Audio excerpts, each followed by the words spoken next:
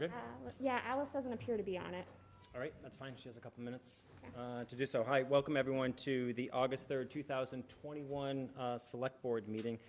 Would ask, before we get going with the meeting, if for those individuals that did bring masks with them, consistent with what's posted on the agenda, it's school policy that on school grounds masks need to be worn. So I appreciate some people may not have brought them with them, but if you did bring them with them, to please wear them. We are guests of the school when we visit here, so we abide by the school policy, so appreciate your flexibility and understanding on that. With that being said, we're going to start first with the Pledge of Allegiance, so please rise and join us. I pledge allegiance to the flag of the United States of America and to the republic which stands one nation under God, indivisible, with liberty and justice for all.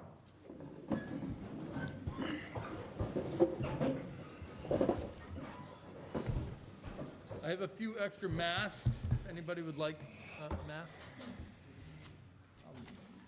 In a minute, we're going to proceed with the tradition of having public comment at the beginning of a select board meeting. Public comment is an opportunity to speak about items that are not otherwise on the agenda tonight, that a resident would like to speak about. Items that are on the agenda will be discussed later on in the meeting. There are multiple ways to speak in public comment. If you're here with us, we ask that you rise and come to the microphone down front. If you are joining us on Zoom, you're welcome to raise your virtual hand on Zoom. And if you're neither on Zoom or with us, you also can email me at my town email address, and I will monitor it and read your comment. My email address is P as in Peter, last name Spelios, which is the word spell, with IOS as in Sam, at swampscottma.gov. After public comment, the board is going to have a brief discussion about a draft letter which has been written to the Massport Advisory Board relative to potential changes in runway usage that drastically will impact the number, increase the number of flights that will be going over Swampscott if the proposal that Massport has put forth is adopted. We're lucky enough to have a resident who has been sitting on our advisory committee who has really educated us very well in this community and made us prepared to be able to respond to Massport. We will do a quick review of what the proposal is before talking about the letter and finalizing sending the letter off, but briefly it proposes increasing traffic flight significantly over Swampscott while at the same time decreasing traffic flight over the city of Lynn, the town of Nahant, and the town of Marblehead. So that will be the first item we'll do. The next item on the agenda is a brief conversation about posting for the vacancy on the Board of Health. The Board of Health is a 3-member board elected by residents of Swampscott. In the event of a vacancy, a majority of the Select Board and a majority of the Board of Health appoint someone to fill until the next election. And so we currently have a vacancy, and the Board of Health has started the conversation as to the type of qualifications they suggest the posting have, and we'll have a brief update on that tonight. Then we have a discussion on the fiscal year 22 water and sewer rates.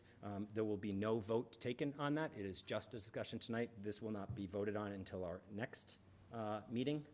And then last but not least, we have a discussion about articles for a special town meeting on September 13th, followed by our consent agenda, the town administrator's report, and select board member time. So with that, first item of business is public comment. So if someone's here and wants to speak about something that's not otherwise on the agenda, please come to the microphone. And then again, if you're on Zoom, you're welcome to raise your virtual hand. And if you want to email me, I will read the comment. Would ask that when you start your comment, you please just give us your name and your address as you begin. Hi. Welcome. Thank you. Hello, everyone.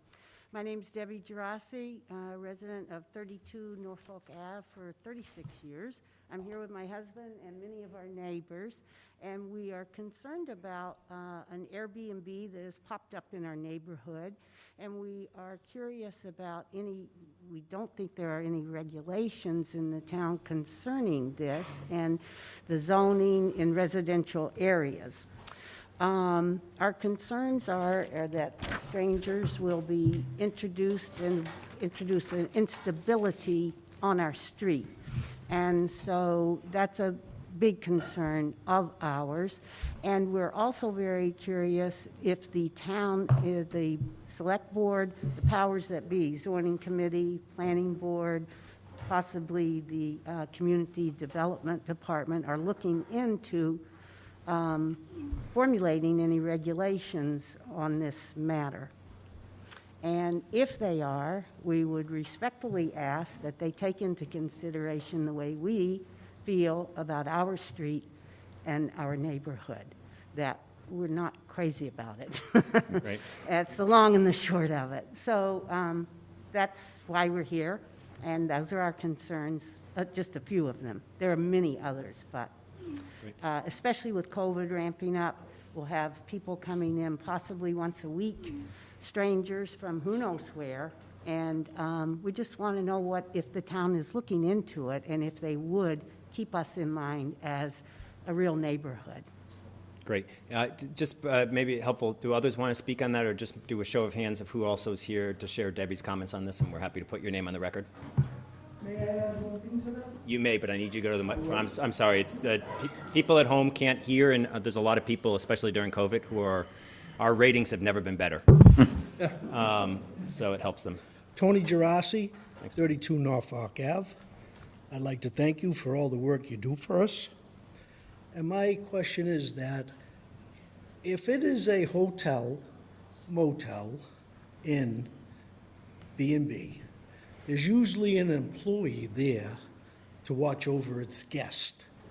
In the Airbnb setup, this could be occupied with no owner there. The question is, who does the responsibility fall to make sure of safety, parking, even simple things like trash, their containers? Whose responsibility does that fall to? Thank you very much. Thanks, Tony. Anyone else like to be heard on this? Let's just stay on this topic for now, if you don't mind. Thanks. Please just share your name and address for us. Sure. Thank you. Good evening. My name is Peter Sanitas of 29 Norfolk Ave. Same subject. And the only thing I'd like to add is, would the town consider an occupancy, say if limit the occupancy of the Airbnb, if it were a 4-bedroom house, could ordinance limit it to a 1 or 2-bedroom house? I feel if the Airbnb is a 4 or 5-bedroom house, you have more ability for higher occupancy and therefore more noise, partying and stuff. Just my input, lower the occupancy and maybe you'll limit the issues that might spring up. Thank you, Peter. Anyone else on this topic want to be heard? It's okay. I'm also happy to have you just raise your hand again, and if you want to leave your name as well. So we haven't had a conversation previously about this as a board, so Sean, I don't know if you have anything that you want to add, but this sounds like something we have not had a conversation about Airbnb. It hasn't been raised before, and nor do I recall there being a proposed zoning ordinance or other ordinance on topic, so it sounds like if maybe you could meet with staff and come back and at our next meeting give us an update as to things. I did hear right before the meeting that there was somebody here to file a complaint or speak about the change. I think this is certainly something that we can look into. I would encourage folks to leave their name and number, and we'll set up a meeting and we'll talk through this. Airbnbs exist, across the Commonwealth. There are regulations that can be adopted to help regulate them and ensure that there's some standard of care. I'm not sure that, frankly, we have all the regulations we need, but I'll look into this and we can certainly follow up on it. I do know, I'm a town meeting member, Precinct 3 as well, and so, I think it was 2 years ago, there's an article in the warrant that did address tax rate for Airbnb, VRBO, and pot shops, I believe, that the town could charge the highest tax rate. That's right. So obviously, we knew that it was here. No, yeah. Or, you know, I mean. So that's a local option tax, and I think the town meeting approved local option taxes did. always, Yes, we right? did. But that doesn't regulate them, it No, just. No, I know, but must have had some discussions about. Well, I think it's safe to say the town hasn't collected a single occupancy fee or anything for an Airbnb. If only things were so organized that we would have, to be honest with you, there's no, Yeah. there's no registration process for Airbnbs in town. I know. And so it sounds like the town administrator is going to come back to us and start a dialogue. And Yeah, well, we appreciate. would really appreciate it. I think it needs to be looked into, and it just feels intrusive, and you know, it just destabilizes, I feel, with strangers coming in. They're 16 feet away from my house. Our houses are very close together. Sure And on are. the other side as well. You know, it's very, very close quarters. And we're a close neighborhood. We watch out for one another, but Yeah. that's all. No, I appreciate it. Thanks for bringing it forward. Thanks you all for being here. Assuming the schedule works, it'll probably be an agenda item. So typically in public comment, we don't, since it's not on the agenda, we're just receiving input and gives us a chance. The next step would be for us to have the town administrator take a look and then for us to put it on the agenda for a more deeper conversation and kind of come up with an action plan if an action plan is needed. All right? Thank you both. I understood. I appreciate that. Thanks very much. Others want to speak on public comment here in the audience on Zoom? Feel free to come up. There may be something in the chat. That's not a public comment as far as, so. All right. There is a question, I love it, I don't know. So, I mean, like people here are sending me emails. This person's usually not shy about speaking, but apparently I think he's a little shy tonight. Mr. Demento has asked the question of whether or not there'll be an opportunity for members of the public to chime in relative to the water and sewer rate, and the answer is yes, there will be an opportunity when we get to that portion of the meeting. Again, there will be no votes taken on it tonight. We're merely hearing an updated recommendation from staff and from the advisory committee on that.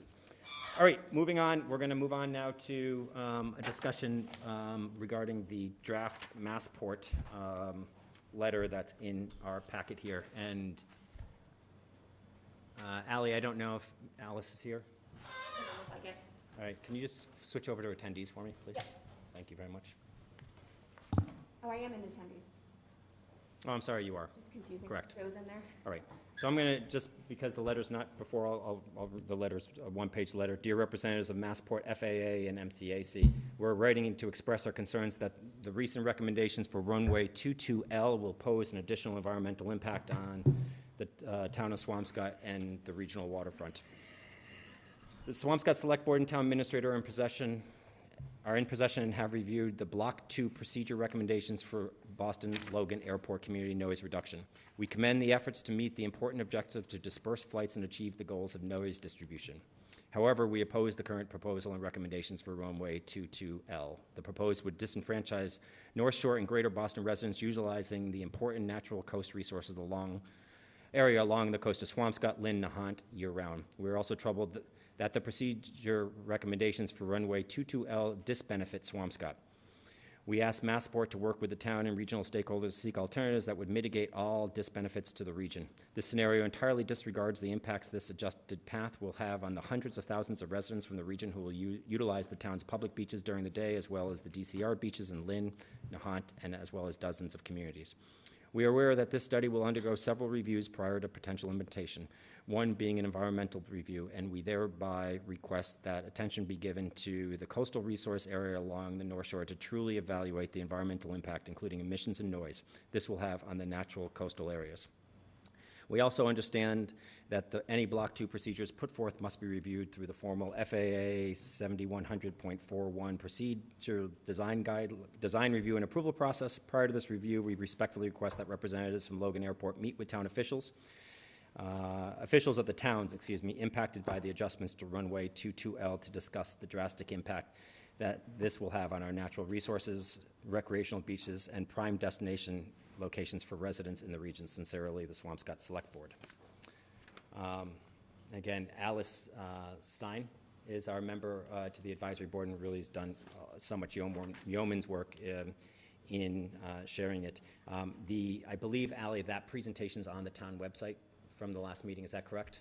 So for those interested in hearing our last select board meeting, I believe it's on the town website. If not, we'll make sure it's on the town website. Yeah, it's up there. Which is a really great detailed presentation about the impacts of this change. Just to share for those that weren't here at the last meeting or that are interested, the presentation as shown to us shows pretty dramatically and pretty clearly, I believe it was upwards to a 25% of all flight landings from Logan, from this direction, will go over the town of Swampscott if this happens. And they will no longer go over land of Nahant, except for the causeway. They will no longer go over land of Marblehead. They will just be off the neck some, and they will now not be going over the city of Lynn. And while I do appreciate that this letter speaks so strongly to the natural resources, I'm just going to speak to just the impacts on humans and in our homes. And during COVID in recent months, Alice has been good to educate us that the flight patterns have been a little bit more organic, and so you might have noticed an increase. I think the idea was it was a perception, but I think many residents have commented that there seems to be an increased number of flights. That's not a formal change, that's just more flexibility that airlines have been given during COVID and to change flight patterns. I appreciate our concern for the people on the beaches, but I'm more concerned about, frankly, the residents who, having 25% of all flights going over the town of Swampscott. I still struggle, I think we all articulated, we struggle to understand the equity in how the flight path is, and we appreciate that it's the pretense of environmental concerns, but what was also made clear is also having to do with increasing efficiencies for airlines, so they could land quicker, they could do more flights, and they could save fuel, therefore save money. And I appreciate this letter. I'm just going to start off the conversation by saying I feel like this letter is a little bit too gentle, but that probably shouldn't surprise you that I think it's a little too gentle. I think it misses a broader concern by focusing just on natural resources and people that are visiting our beaches. So when we talk about 25% of all flights, do we have, what exactly is that number? Do we have an idea of what that number is? Alice was going to be with us. I hope that she would be with us. Again, I think she talked about it in her presentation, but we can make sure that's posted, David. I think the impact is mostly, if I remember correctly, going to be at night. The increase is going to be in the evenings. Am I remembering that right? So, Peter, No? That doesn't surprise me. so the thought behind the crafting of the letter was not to specifically, because I think we all agree we're completely being disenfranchised by this and unfairly treated.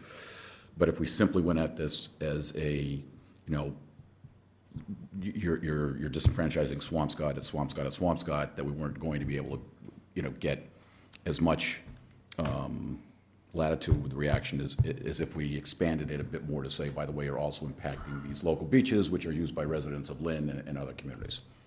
I do agree we could put a little more bite in the letter, but that was the thinking behind including some of the natural resource language in there.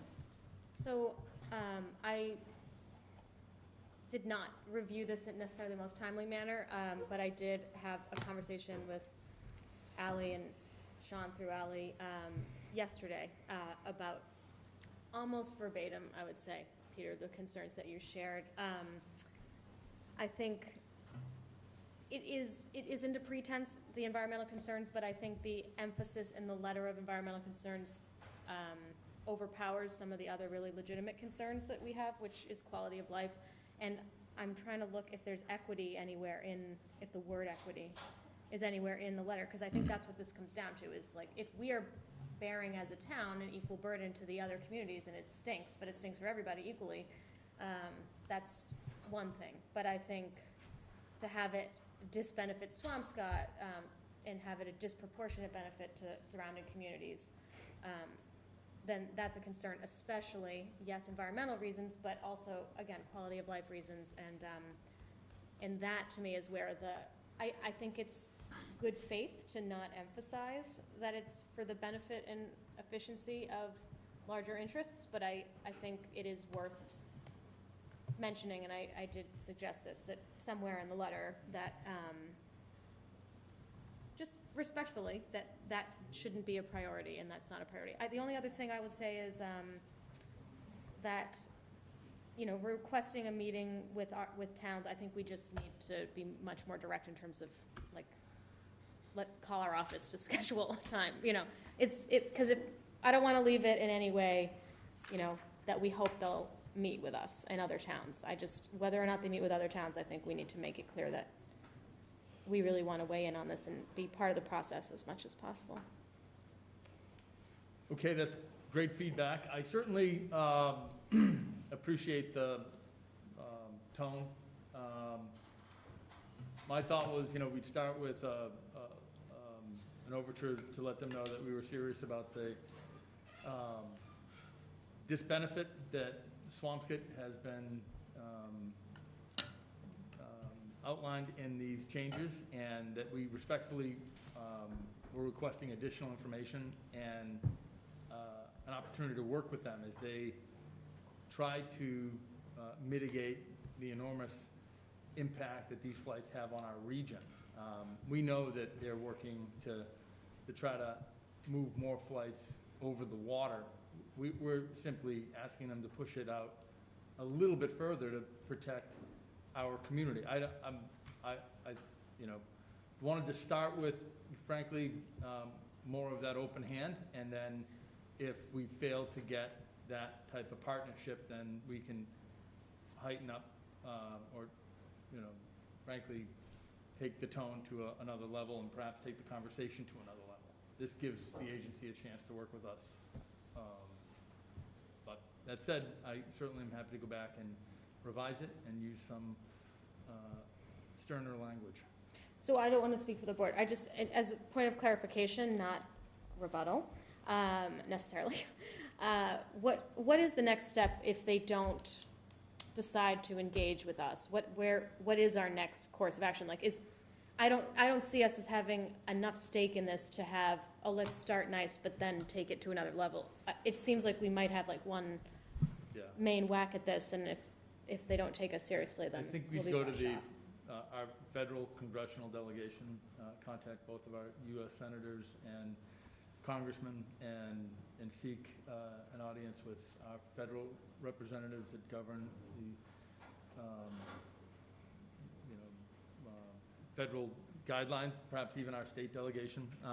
This is an issue that should be brought to the highest level of political representation. This is about not just Swampscott, it's about that incredible resource area that runs from Swampscott through Nahat, where hundreds of thousands of citizens enjoy that resource area, and they're gonna drop more fumes and noise and disturb a quality of life that, frankly, this region deserves, just like every other region in this Commonwealth, and we need their advocacy to ensure that they're not making market decisions or business decisions at the expense of the environmental impact that not only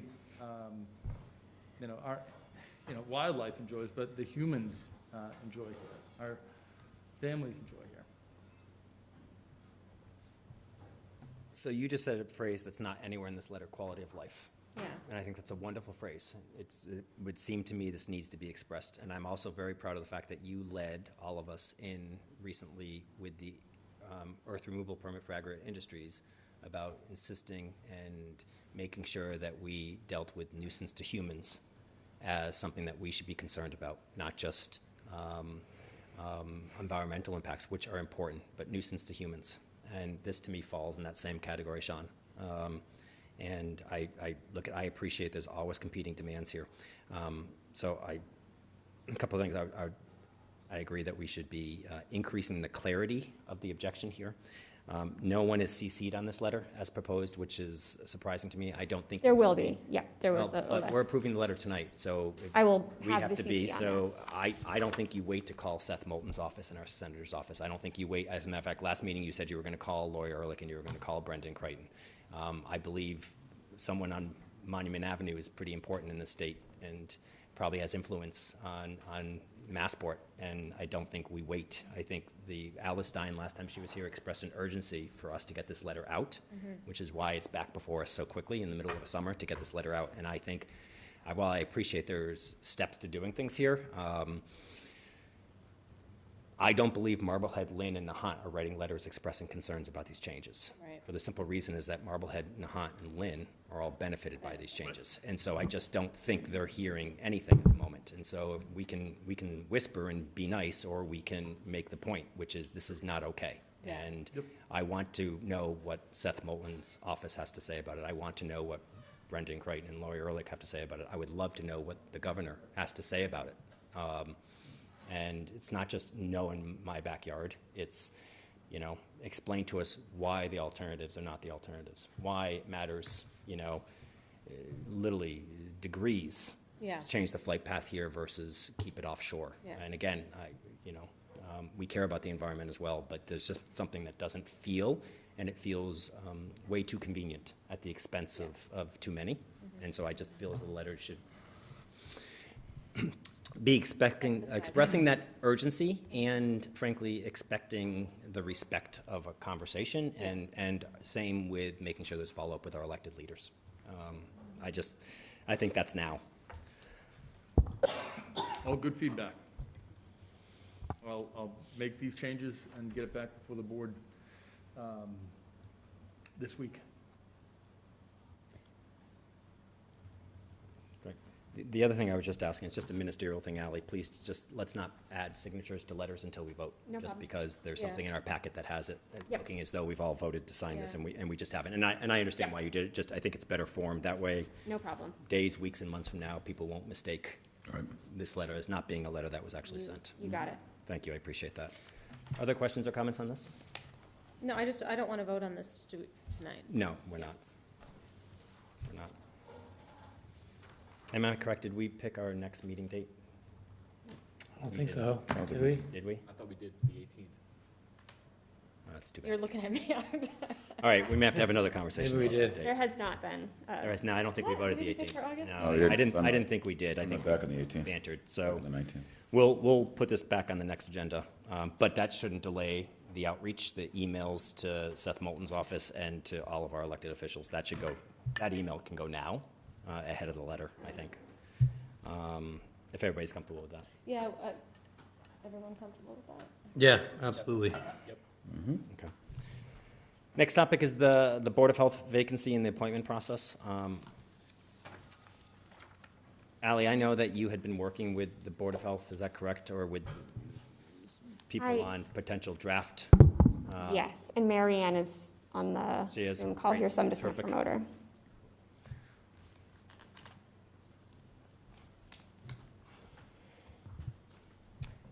Mary Ann Hartman's the chair of the Board of Health. Hi, Mary Ann. Hi, Mary Ann. How you doing? So as I mentioned previously, the Board of Health currently has a vacancy on their 3-member board, which in any time would make it inconvenient. During the time of COVID, makes it really inconvenient. And so Mary Ann and I have talked briefly about posting for volunteers who have interest in being appointed. I know that Mary Ann and her fellow Board of Health colleague, Emily Silly, had some conversations about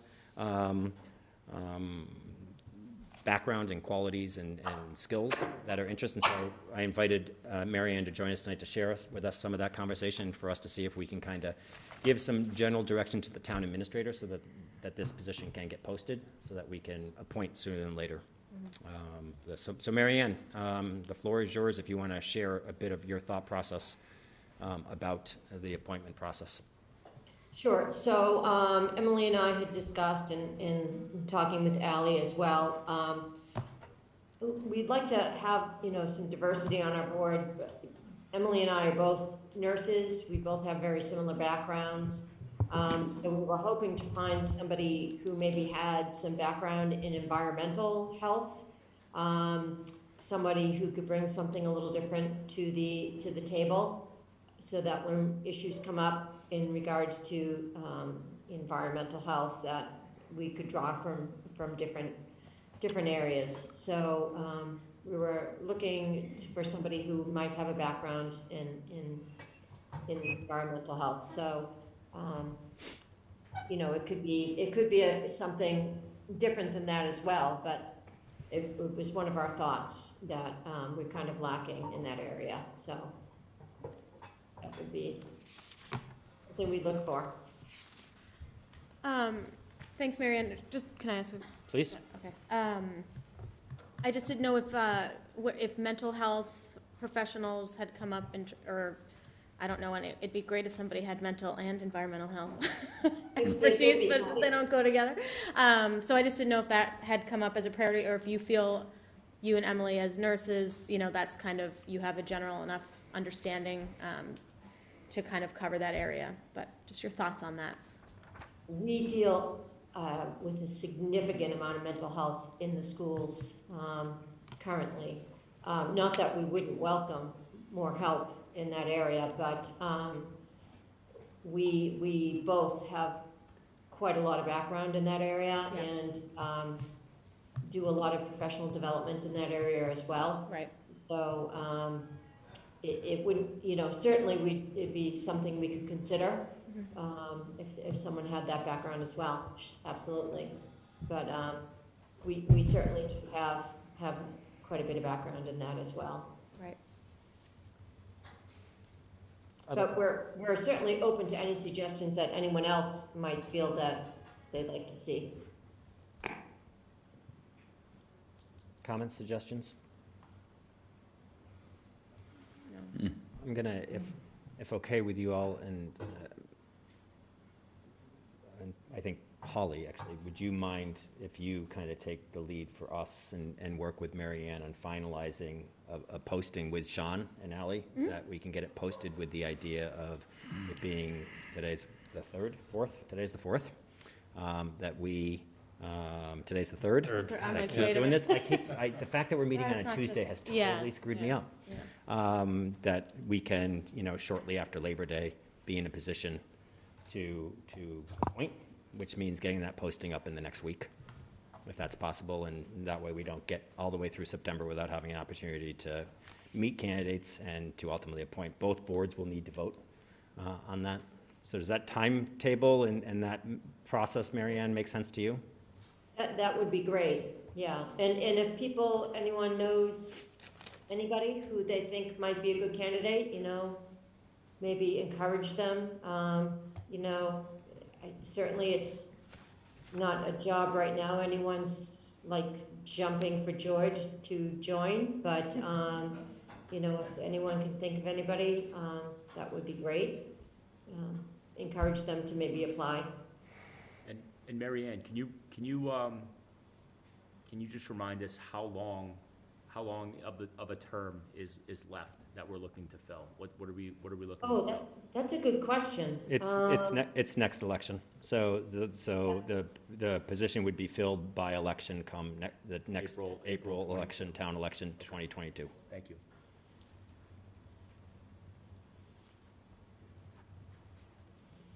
Okay, great. Paula, you're good with that? Yeah, Any I other am. questions?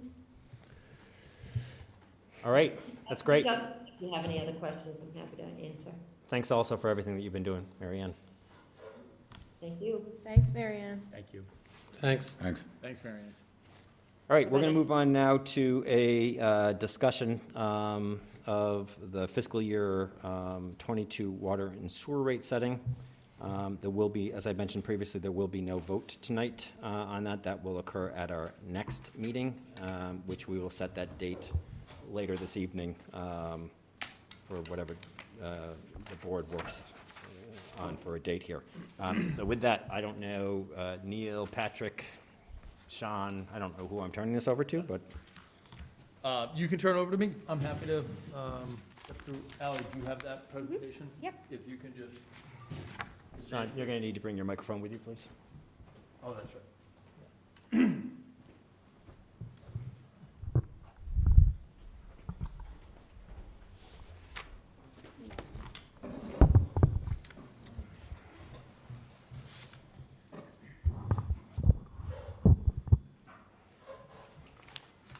All right.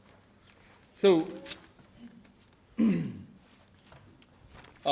over the last year, really the board has asked the town staff and others to really study our rate structure. Swampscott, like every other municipality that has a water and wastewater system, really has a rate structure to pay for this. These are enterprise funds, and so Selectman Duffy led a water and sewer rate study advisory committee, and Neil will just kind of provide a quick overview of the committee. Yeah, sure. Ally, can you just advance? Next slide, please. Actually, Yeah. It's on my computer. So, like Sean said, last year around this time, after we set the water and sewer rates for fiscal '21, and we had a similar presentation on some of the rising costs on both the sewer and water side, not only for the coming year, but the coming 3 to 5 years, and wanting to have a better understanding of what tools may be available to address these rising costs, other than just raising rates and using retained earnings. The select board last year, when we set the rates, decided to create a water and sewer rate advisory committee, and that committee is made up of myself, Charlie Patzios, Ralph Supay, whose name I wasn't pronouncing right for 9 months, which so I feel terribly about. Gino Cresta, Director of Public Works, Natalie Swanstrom in the DPW office, Business Manager, Amy, Director of Admin and Finance, and Patrick, and of course, Patrick Letty, our Treasurer Collector, and of course, Ron Mendez when he was here. This committee started work in March and met monthly until about June, and we've met, I think, 8 or 9 times since June to talk about the water and sewer rates and the rate structure, and really exploring mostly the way the rates are structured and trying to see if it seemed fair or not. That was sort of the big question that we were trying to answer. I think I will get into more of the details of what we discovered later, but I can turn it back over to, I think, Sean or Patrick on the just some background on our water and sewer system. forgot my mic. All right. So thanks, Neil. So the next slide, Ally, please. So this is Swampscott's water and sewer infrastructure. So we have a system that is comprised of, for our sewer system, 46 miles of main pipes, 3 miles of force main, 8 lift stations, 1,500 manholes. There are 4,500 accounts and 6 properties that are on septic. Our water system is 57 miles of main, about 475 hydrants, 1,435 gate valves, and 5,600 accounts. This is a significant system. Next slide. You know, we have roughly $7.5 million worth of expenses for water and sewer. These systems really need to balance and really have a budget annually to cover their expenses. And so when we look at rates, we're looking to generate enough revenue every year to cover simply the costs of these systems. Our water revenue is roughly $4.3 million. Sewer revenue is $3.2 million. Expenses for water is $4.3 million, and sewer expenses is $3.2 million. So these costs are reflected in base fee and consumption fees. So we have 2 different elements. Our base fee for water is about 5%. Water is a much bigger piece of the utility, and base fee for sewer is about 11%. We have our fixed costs are, for our water system, about 26%, operating costs about 65%. Sewer, our fixed costs are about 33%, and operating costs are 55%. Personnel for water system is about 9%. Personnel for the sewer system is about 12%. This gives you a sense of proportionality. This is, you know, their systems. We have staff, certainly the Assistant Town Administrator and DPW Director Gino Cresta, who has managed the system for quite some time, really has a good team. When we turn the faucets on, it works typically. We're constantly maintaining it. There's life cycle costs associated with this infrastructure that we're really starting to study. Recently, we were awarded a $150,000 grant to really assess the entire system, to really ensure that we can maintain it and ensure that we reliably can manage costs and stay on that constant maintenance focus. Sean, Next. sorry, can I interrupt? Can you talk about the fixed costs, what those are versus the operating? Sure. Some of the fixed costs, Patrick, do you have a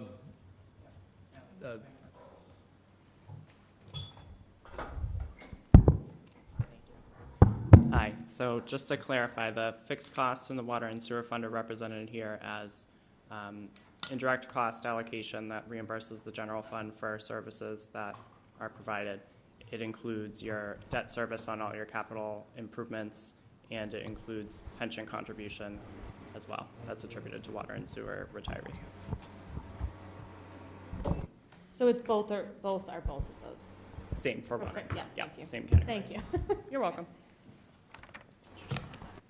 Sorry to interrupt. No problem. So the next slide, Ally, just, so we have recent capital projects. We've really invested millions over the last 10 years, both in our water and sewer system, but our sewer system recently, we're completing Phase 1C of our Stacy Brook Rehabilitation Project. This is a project that we're required to do under an EPA administrative order, but it reflects a total of $8 million worth of investments.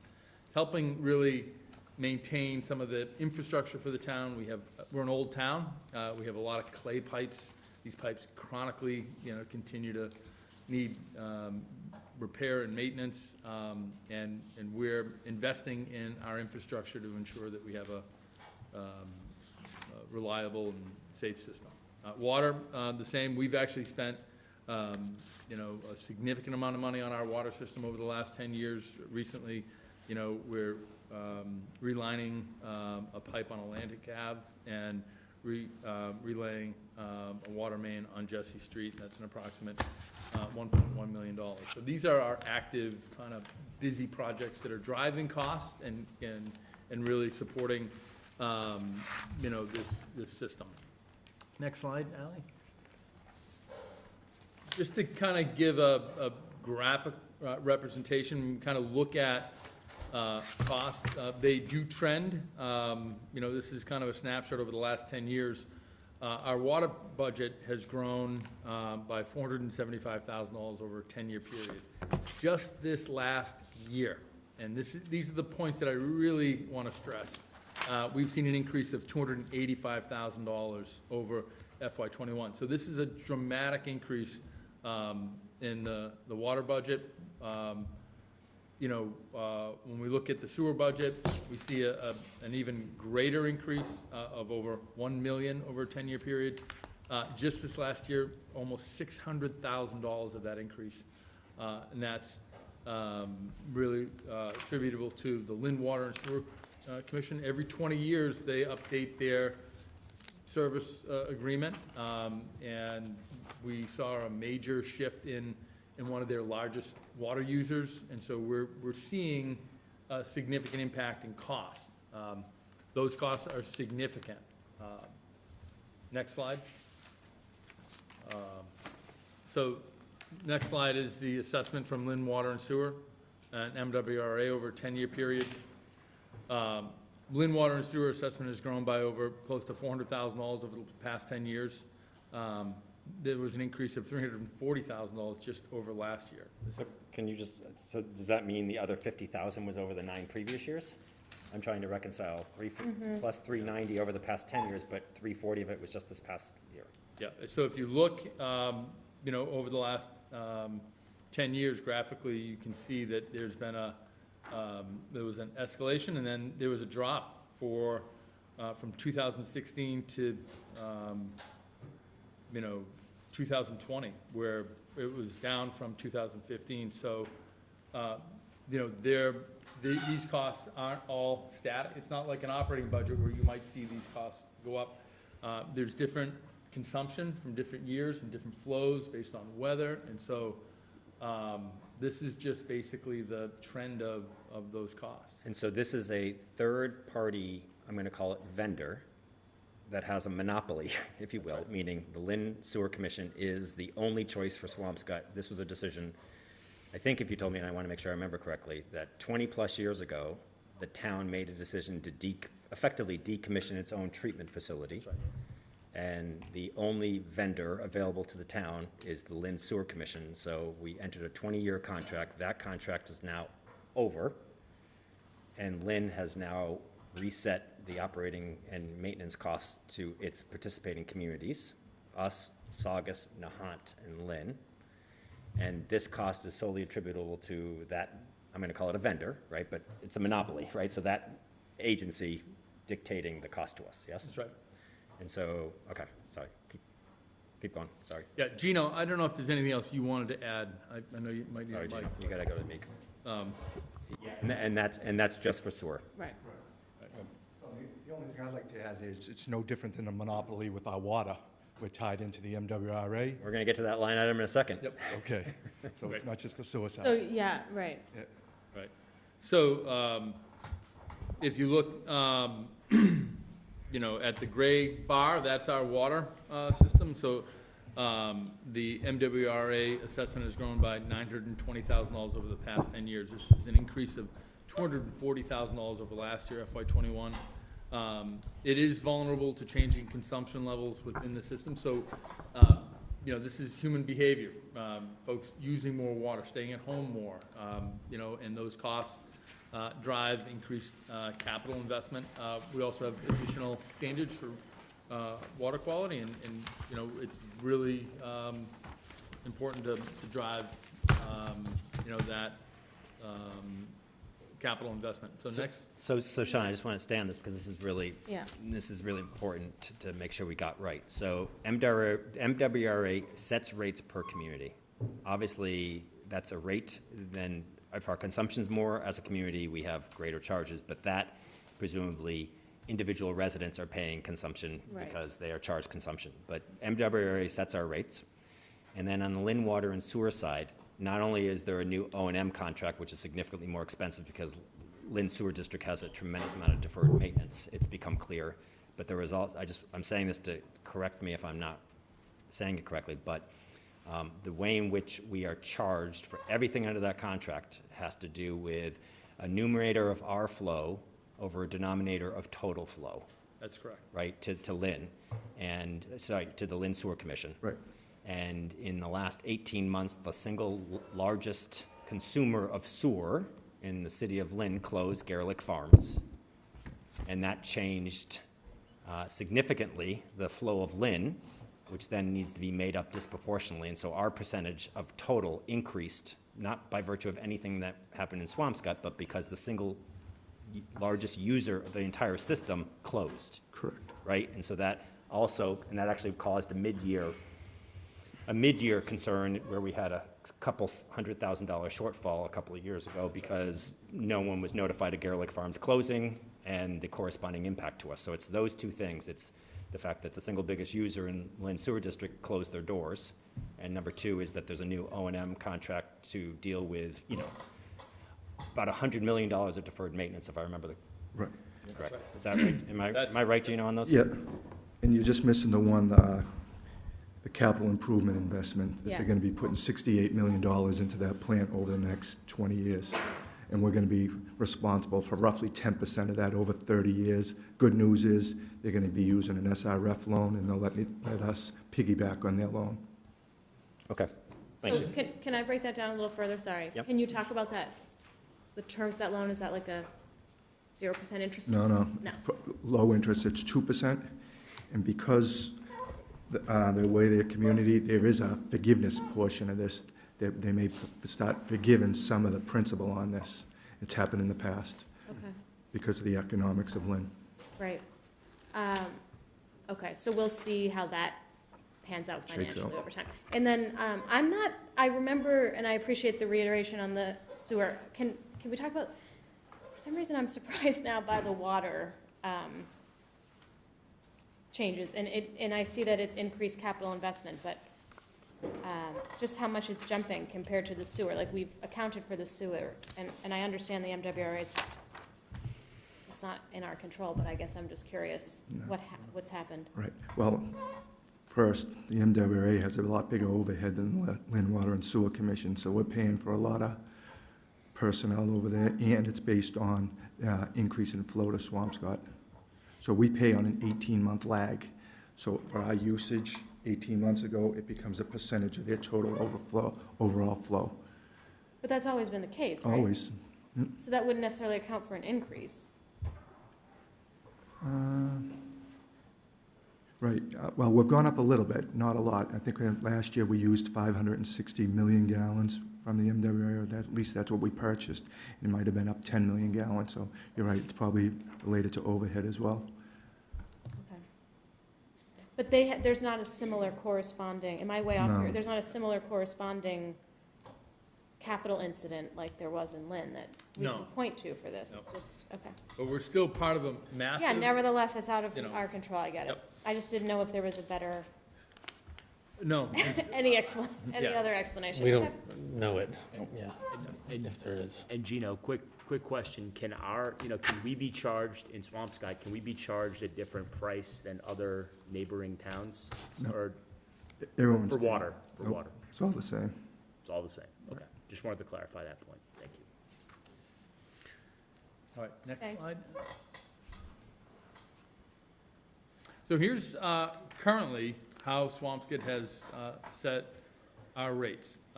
Really would generally be considered to be a relatively flat structure. Water was $13.25 per quarter, sewer was $20 per quarter, $33.25 combined per quarter.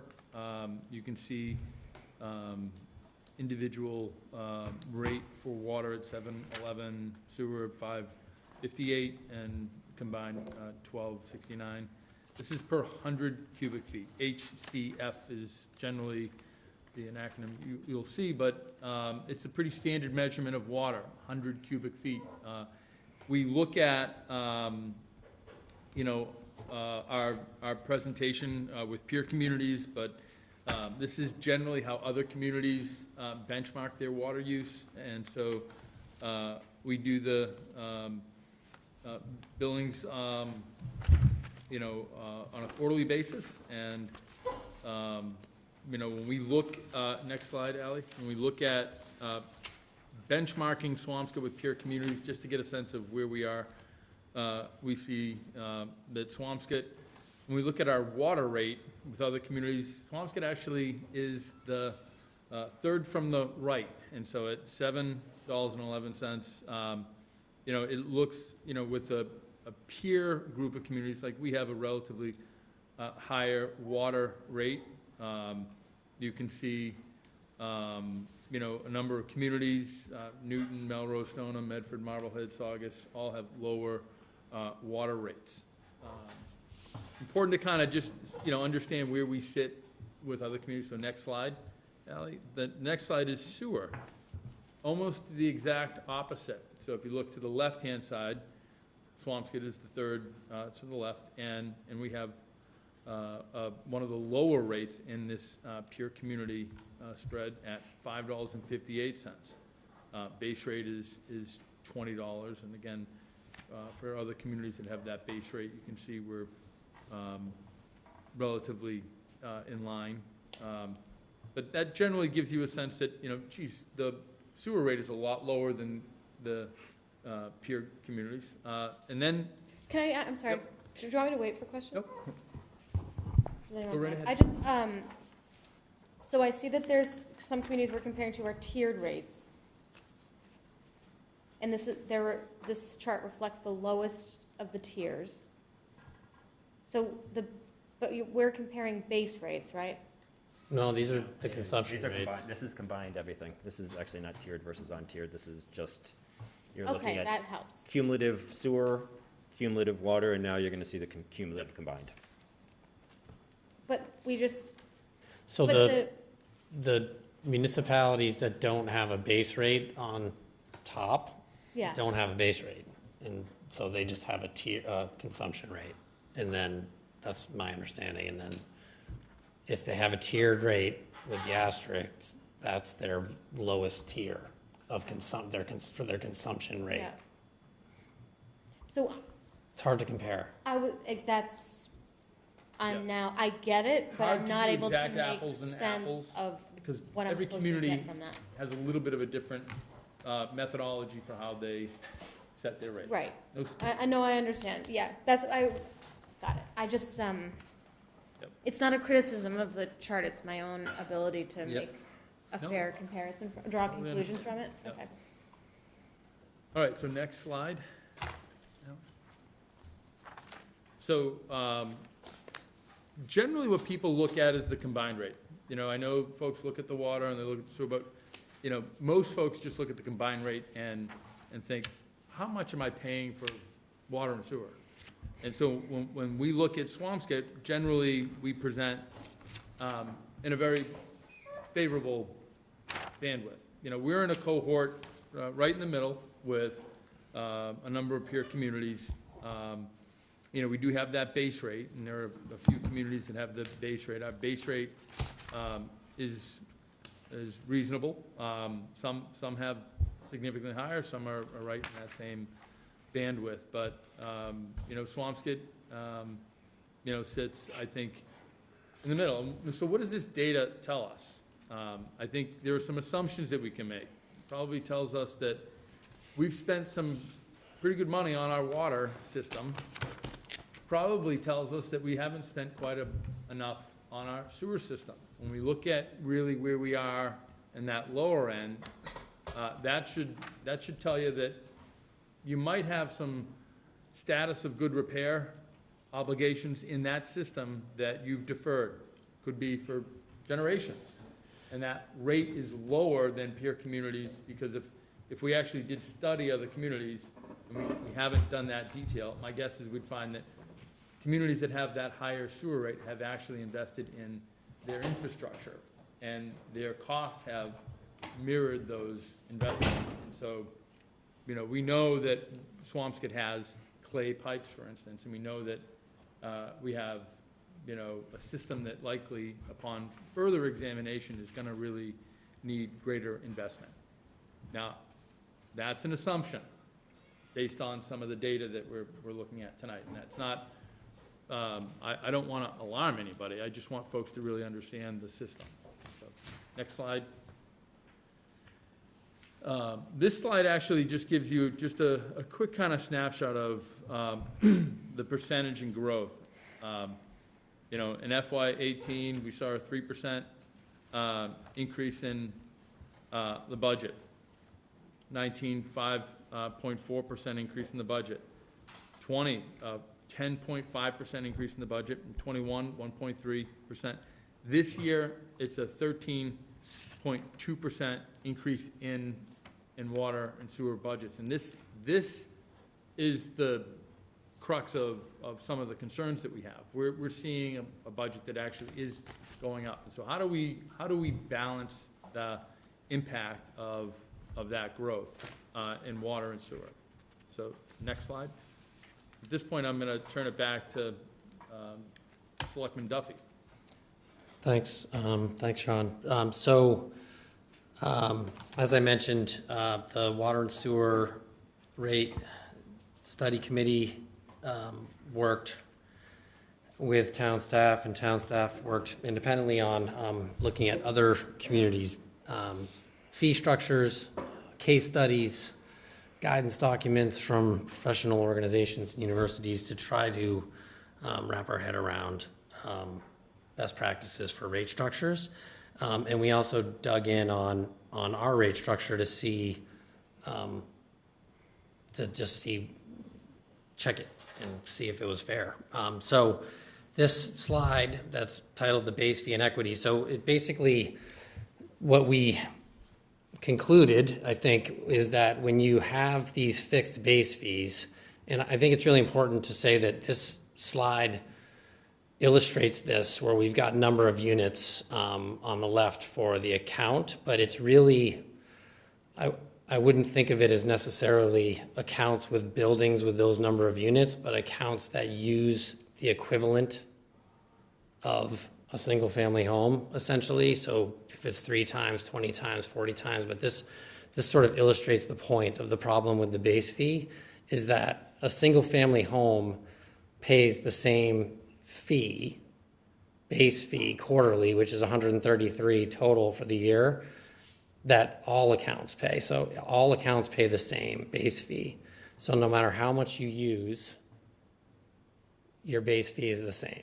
So if you live in a building with 80 units, let's say, then as someone who lives in that unit, your base fee cost for the year is $1.66 versus somebody who lives in a single-family home is $133. So I think you understand the point. On the right is just showing what is being subsidized because the fact that those base fees aren't equal to the consumption when you measure it against what a single-family home uses. So, Neil, can I just ask you, so are you, Sure. Is this telling me that, to use your 80-unit example, a building that has 1 meter but 80 units is paying the exact, and I'm sorry if I'm repeating it, but I just, we don't charge that owner of the 80 units 80 times the base fee. They literally, I never knew this, so they are just charged that $133 base fee. Correct. So Even though their usage is 80, to use your math, 80 times more, arguably. Yeah, so it could be, but it's not necessarily. So that's where it is a tricky puzzle to try to solve, because just because there are 80 units doesn't mean they use 80 times what a single-family home uses. They may use 40, or they may use 100 times. Well, can I ask you a question? Is there any situation in which any household or individual uses the base fee or less? Uses the equivalent of the? Sure. The answer is yes. Oh, less. Less. Someone, there Yeah, are, like someone who uses half of what a single-family home uses, you yes. mean? Yeah, but The average so, single-family home, Yeah. yes. so, but like, I'm assuming, I should know, that my water bill is the base fee plus Plus your my consumption. my consumption. Correct. I'm assuming I guess I've been assuming that the base fee is low enough that there's kind of no way that an individual uses less than the base fee. Now, the base fee you're getting if you use nothing. You just Right. billed that quarterly. So, right. It has nothing to do So with. you're always owing, I guess what I'm saying is that there's always, Yes. almost always a charge over that, okay. Correct, and I think Sean. I just want to clarify that. 'cause Sean I touched think- on this earlier on breakdown of the fees. I mean, the base fee is to address some of those fixed costs, a proportion of Yeah. them, Mhm. but it's also, it provides us with some revenue stability and certainty, some, so because when you're trying to model and project what you're doing, it's good to know for sure some revenue that's going to come in. So that's really the issue that both town staff and the committee identified as a puzzle to try to solve, that we thought could help spread the costs in a way that we viewed as more fair. It's a challenging undertaking. I think you can go to the next slide. So this shows it in a different way. This is an example of a hypothetical 100-unit property that happens to consume 100 times the average single-family property. And it's showing you what 100 average single-family homes would pay together, and then it's showing you what that account pays under our current structure. So that's the disparity between the 100 times single families individual accounts and this one account that uses 100 times the average single family home. I don't know if, so it's, basically a 13% discount. Okay. Does that make sense? it does, keep going. Okay. So, again, this is one example of this, but if you once you start going above using the equivalent of one average single-family home, there starts to be a discount for those accounts. So if you're a single-family homeowner and you use 2 times, 3 times, 4 times the average single-family home, you are getting a discount because you're not paying the equivalent of that, and that exists. There are single-family homes and commercial accounts that use significantly more than an average single-family home. So once you get over that, that measuring stick that we're using, it starts to become the users that use less are subsidizing the users that use more.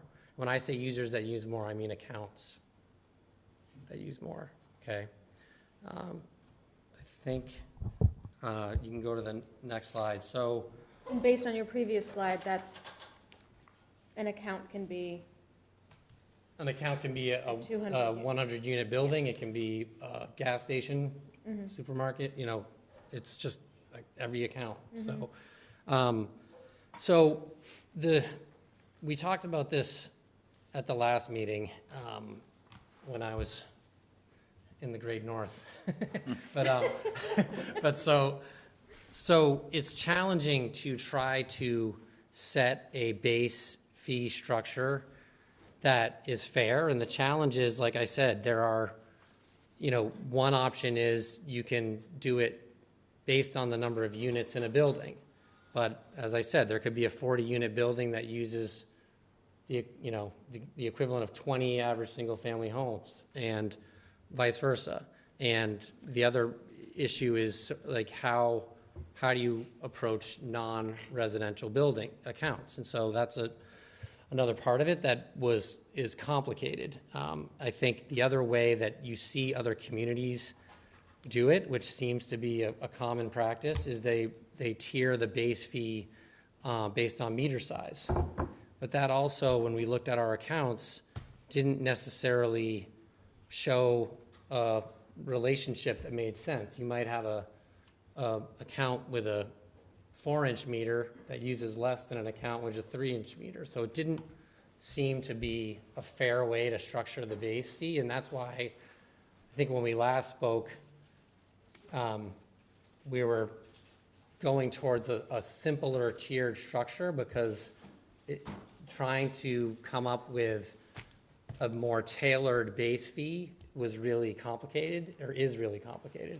So can you, anticipating where people's minds are going on this, Yep. is what the working group has come up with, does it address the issue where I hear you that an 80-unit building that uses the same as 80 single-family homes, you're trying to find equality there, whereas right now that 80-unit building that uses the same amount as the 80 single-family homes, average single-family homes, pays less, 13%, I think you said, or something like that. Does what you're going to propose and suggest, the working group suggests, take in consideration that same 80-unit building that uses less than the 80 average single-family homes, they're going to still pay less because they use less than the 80, or are they automatically treated as though they are using the same as the 80 average single-family homes? No, they're paying according to what they use, not to how many units are in the building. So what you're proposing addresses the fact that it doesn't assume that and doesn't charge them as if they are the equivalent of 80 average single-family homes. It's based on their actual usage in a different rates, in Correct. a modified rate structure. Okay. So, and I'll mention that this model was really developed by town staff, not the working group. The working group has talked about this model yesterday. So this wasn't the model that we came up with. It was the model that town staff came to, and there are ways to use this model and the levers in this model to create different outputs, but this is the output that that fits best with the goal that the working group was trying to meet, which is to come up with a way such that your bill reflects your use in a one-to-one basis. If you keep the average single-family home as your measuring stick, and it goes back to, again, when we talked about sort of like an ideal way to set the base rates, it would be if you could ideally set base rates based on some equivalent residential unit structure that made sense, that would be sort of the way you would do it. But that's really complicated, not just to figure out, but also to implement administratively. So we decided to start looking at simpler, we, town staff, looked at simpler tiered systems and what that would provide. And so they came up with this rate structure and model, which when you apply this to all of the accounts, the domestic accounts, it's essentially a one-to-one ratio between if you look at the average single-family home cost and average single-family home use, it's a one-to-one ratio. So can I just, I'm sorry, I'm going to keep coming back to Yeah, that, because I think that the average single-family use equivalency is a little, that's a complicated thing. Yeah. But to say differently, which is the combined amount that the average single-family uses for, I'm just going to say a gallon, not a cubic foot, I'm going to use gallon here, just for a gallon of water, is X, right? You're basically, this rate structure is going to say it's X per gallon. You're now proposing a rate structure that says, no matter how many units you have now, whether it's 1, 80, 1,000, a billion units, the equivalent, you're going to pay the same price per gallon. Right. If you use less gallons, you're going to pay less cumulative dollars. But per gallon, the equivalency is having everybody effectively pay the same price per gallon. Right. Is that a simple way just to break down the single-family equivalency? It's not, people aren't being judged. You're using the average single family just to be able to, as a metric. Right. Really what you're trying to do is take all use classifications and size and say on a per gallon basis, you're trying to get to a fact where everybody is paying effectively the same price per gallon. Is that? Yes, effectively paying the same price per gallon. And what's confusing about it is when you look at the blocks for consumption, there are different blocks with different rates, but that's because that's compensating for the fact that our base fees are not tiered in a way that we were trying to tier them. So, or said differently, not every user pays a base fee. Meaning an account, each account pays a base fee, but not every user pays a base fee. That's what I was getting at. And so therefore, the reason you have the reason this is going to suggest different consumption rates is because you need to make up for the fact that not every user is paying a base rate. And so this gets you to that's where the mind torture for me is, right? Just because wouldn't it be easy if we could all of a sudden just charge everybody a base rate and then have one set of consumption rates? But what you're saying is we can't, because there's only one account. That 80-unit building that we keep referring to only has one account. We don't have 80 accounts on it, even though there's 80 different users on it. Yeah. Okay, all right. And then, again, I mentioned it, but I think the other consideration is just administratively, how do you implement this billing and how do you do it on a quarterly basis? So you want to make sure it's something that you can do. So this is the structure that is currently on the table, that it's 3 blocks for consumption. It's 3 blocks for base, but the top 2 blocks are the same. They're charged the same. The block 1, I would call like a discount block. It's basically capped at, if you use about 60% of an average single-family home, then you would be in block 1 for your base fee, and that's to try to address the fact that, again, if you're using less than an average single-family home, then if you're paying that base fee, then you're actually you're paying too much. And so that's where that comes into play. It's a little, I just want to address a small technicality, which it's 100 cubic feet, but the numbers in terms of the consumption, which is up top, like the 2,500, the 25,000, that's actually cubic feet So it's actually 2,500 cubic feet, 250, so, or 2,500, excuse me. Yep. So, so this is the structure that's being proposed. And I think, Sean, Ally, can you just, no, actually, we'll just go to the next slide, and I'm going to turn it back over to Sean, or Patrick. Is it Patrick? Yeah, Patrick, he's been Hold- kind of quiet. Sorry, Yeah, go ahead. hold on 1 second. I want to give go back 1 slide. I just want to give the board a second to Digest. absorb. Oh, sorry. That's okay. No, it's okay. It's fine. There's no reason to rush. So I feel really stupid asking this, I'm sorry, but we're now looking at tiered base rates also. Yes. Correct. So from the time of the memo Correct. to now, we've Yep. been able to do that extra sophisticated step. Yep.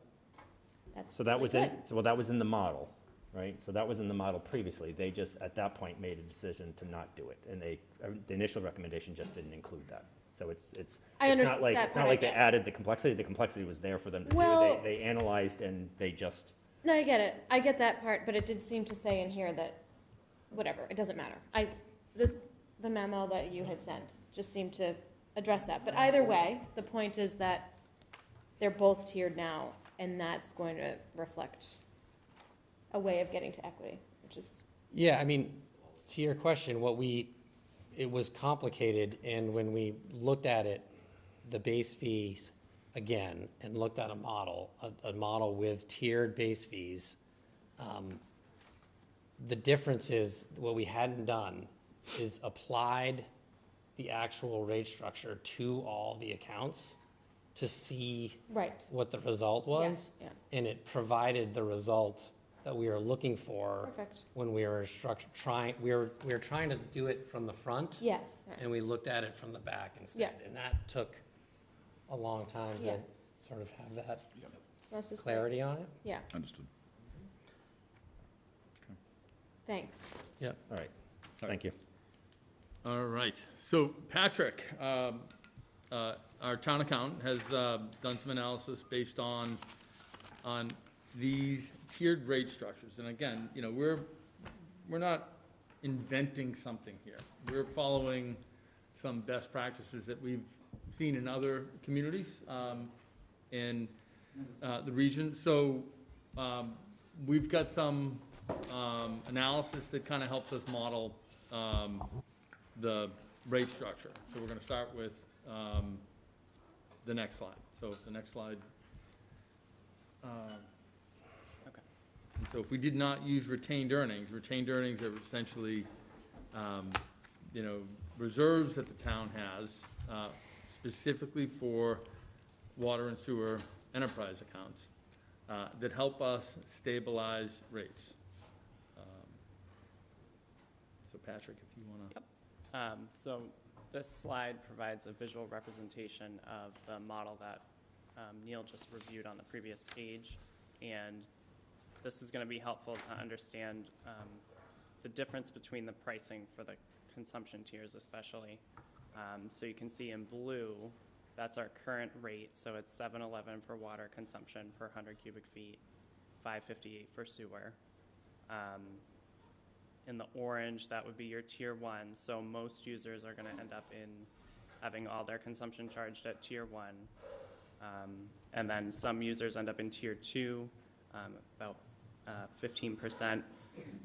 Will have some usage at least charged in tier 2. This is cumulative, so if you are a tier 2 user, your use up to the tier 1 cap is going to be charged at the lower rate, and then you just have to pay the higher rate at any usage above that cap. So said differently, a tier 3 user doesn't pay that 79 cents. It pays a cumulative blend of the 40, 63, and 79. Correct. Okay, thank you. Yep. So water consumption rate would go up 40 cents compared to this year for tier 1, 63 cents for tier 2, and 79 cents for the tier 3. Sewer, you'd be increasing 54 cents over this year for tier 1 use, $1.52 for tier 2, and $1.72 for tier 3. You'll notice that those jumps are proportionately higher than water, given the significant increase we've experienced in the sewer budget this coming fiscal year. And then for base rate, you can see we're simply proposing current base rate in the blue of $13.25 for water and $20 for sewer. That's charged quarterly to all accounts. If you're gonna be in tier 1 for the base rate, your base will remain the same. There'll be no increase. Those are users that use very little water, about 60% of the average single-family use based on our data. And anyone above that is gonna experience a modest increase in base rate. Water would go up 75 cents for block 2 and block 3, and $2 for sewer in tier 2 and tier 3. So that's the overview of the increase in the model that we've gone over. Again, this model reflects no retained earnings. And statistically on the left, you can just see as a reference, our retained earning balance in water is about $1 million currently. Sewer is at $823,000. And internally, we use a measurement of, we measure retained earnings as a percent of the fiscal year budget. So for water, we're at 26%, and that's a good place to be given our financial policies that we've implemented. And sewer is at 24 as well, just as a reference. So just to help, I mean, again, we talk rates, but we always, and you pointed this out, the 100 cubic feet, that's 748 gallons are in that, right? Just so I just want to make sure I understand. So on the seven, using the highest tiered rate on the water consumption of 790, that's functionally 1 cent per gallon is what the rate is, if I've got my math correctly. I mean, 748, 790, so it's 1 cent per gallon. Yeah. It's 1.05 cents per gallon. Right. All right. I just want to make sure, just because we talk about 100 cubic feet, which is such an anomaly, because nowhere else in your life does anybody think about 100 cubic feet. I will tell you, Google told me the number. I don't really know what 100 cubic feet is, but I keep having to remind myself of that because we keep looking at these numbers in the abstract.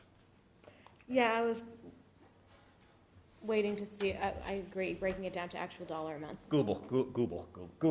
Google's on my water and sewer advisory committee. Go ahead. Okay. Ask them who's in that right-hand column. Go ahead, Patrick. Okay. Allie, if you can just flip to the next slide.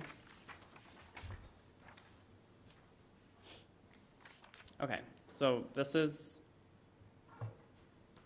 the same model that we've been talking about just now on the previous slide, with the application of retained earnings to moderate the increase in consumption rates. So you'll see, compared to the previous slide, your consumption rate increases are much smaller. And this is proposing applying $90,000 of retained earnings from the water fund and $190,000 of sewer fund retained earnings to moderate those increases in consumption rates specifically. So you'll see, instead of sewer, instead of going up 54 cents, $1.52, and $1.72, sewer is now, the tiering, the increases is 17 cents, 92 cents, and $1.62. So that does buy us a significant moderation in the increases, and same thing for water. Without retained earnings, we're looking at 40-cent increase to tier 1, 63-cent increase to tier 2, 79-cent increase to tier 3, and with retained earnings, we're at 22 cents, 49 cents, and 69 cents. So each tier would get a break with retained earnings. All right. Can we, I want to stop, if okay, Neil, I'm going to defer to you. I don't want to get into retained earnings. We got to understand structure before we talk about how we're using reserves to help mitigate increases, if you don't mind. I think just we're beginning to insert a different concept, which it's a concept we have to insert, but that's just, let's understand the baseline thing. Do you guys have a chart? So I appreciate how you break out water consumption and sewer consumption, water base rate and sewer base rate, and so while it looks like tier 3 is paying the highest, when you add the typical, some tier 3 players will.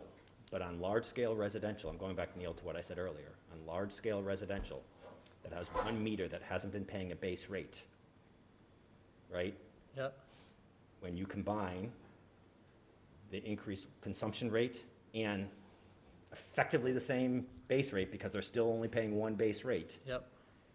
On a per gallon basis, that's gonna get you to the equivalence of dollars for dollars, the same thing. So the large unit owner, the unit owner in a large complex, which I know is of interest to people here, is going to be on a gallon per gallon basis paying the exact same Yeah. as the gallon that someone living in another unit in town. Doesn't matter what unit it is. We're saying average single family, but effectively all the same. And then from there, it's about the volume of use that you use. If you use less, then you don't pay as much. If you know, on a gallon, the gallon cost is. So while I appreciate the way this is shown like this, the reality is it doesn't show the blend. Right, so Because you're the blend paying, should get us to the equivalence. Yeah, the Yes. blend gets you the equivalence. If you, I mean, Patrick, maybe we go to the next slide. You might have stopped them too soon, sorry. so you're paying more in consumption because you're not paying in base. Correct. That- Yeah. Yes, so we're For- reconciling. For some, yes. Yeah. Go ahead. Okay. Go ahead, Patrick, go ahead and go. Hey, Mr. Demento, you're gonna have plenty of chance. Oh, I'm nervous, I'm waiting. So that's great, but we're gonna ask you to wait a little bit longer. What time's the meeting? We're gonna, well, I know up here in Massachusetts, we go a little late sometimes, so, we're gonna go a little late. We may even go to 9 o'clock tonight, but don't worry, we're gonna give you all the time you want. That's age discrimination. You're gonna, well, Please don't target me because I'm old. no, that's not the reason I'm gonna target you. Don't you worry about it. There's others. But don't you worry about it. We're gonna stay tonight as long as you need us to stay to hear us do it. It's the same as 80 no matter. So Patrick, you're gonna, Will tell the truth if he's allowed. I don't Hey, Bill. appreciate the insinuation that Peter's not telling the truth or any of us are not. I really don't. And you're Bill, speaking no. out of turn, Bill, Mr. Demento. Bill, enough. Mr. Demento. Bill, if you want to talk tonight, said I didn't you're gonna stop talking now or else you're not going to be given an opportunity later, okay? Everybody is going to be given equal opportunity and equal respect, and you will have the chance to prove that you are smarter than town staff and everybody else tonight. But stop until it's your chance. You are gonna have ample opportunity with the microphone to tell us where things are not where you think they should be. But the expectation's going to be that you're gonna do it with respect. That would be a perfect example of what you're not going Ironic. to be allowed to do tonight. And so, Bill, you can decide how you want to behave. That is a good idea. Patrick? Okay. So, on this next slide here, this kind of visually brings us back to the equalization concept that Neil was discussing earlier. So, you can see in the orange, we've already talked about that. Under the current rate structure, there's some disparity between what the average, there's disparity between the typical user that's paying that full base rate and the user that gets essentially subsidy just because they're not effectively paying a base rate. So to reconcile that, in gray is the model that we're suggesting, which nearly moderates that issue to pretty close to exact. So if you have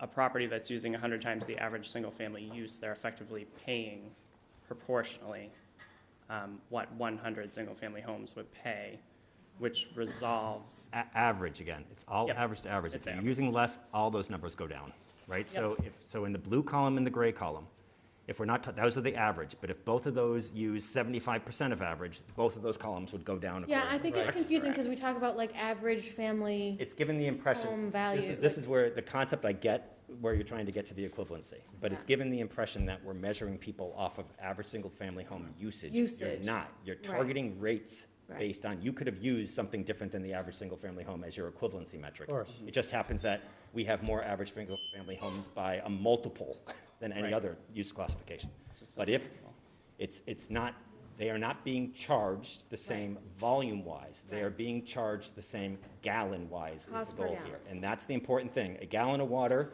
at a 100-unit, this 100-unit or 80-unit building is being charged the same cost combined with, once you take your base and your consumption at the same 1 cent per gallon, I'm just gonna use that number, or whatever it is, as no matter if you're in that one of those 100 units, or you're in a single-family home, or you're in a restaurant, or you're, I mean, wherever it is, you're trying, that's what we're talking about, Yes. not, gotcha. And I think it's really important that we keep, because it does give I totally get it, there's no judgment in what I'm saying, it's more about, it gives the impression that we're measuring volumes and treating all volumes the same. We're not, we're trying to get to the same, well, you're trying to get to the same price per gallon effectively that all different classifications pay. Yep. Yes. Okay, It's just easy to use single-family homes as well, a because it's base. the obvious, it's, Yeah. yes. Yeah. Easiest calculation. Okay. Sorry, Patrick, keep going.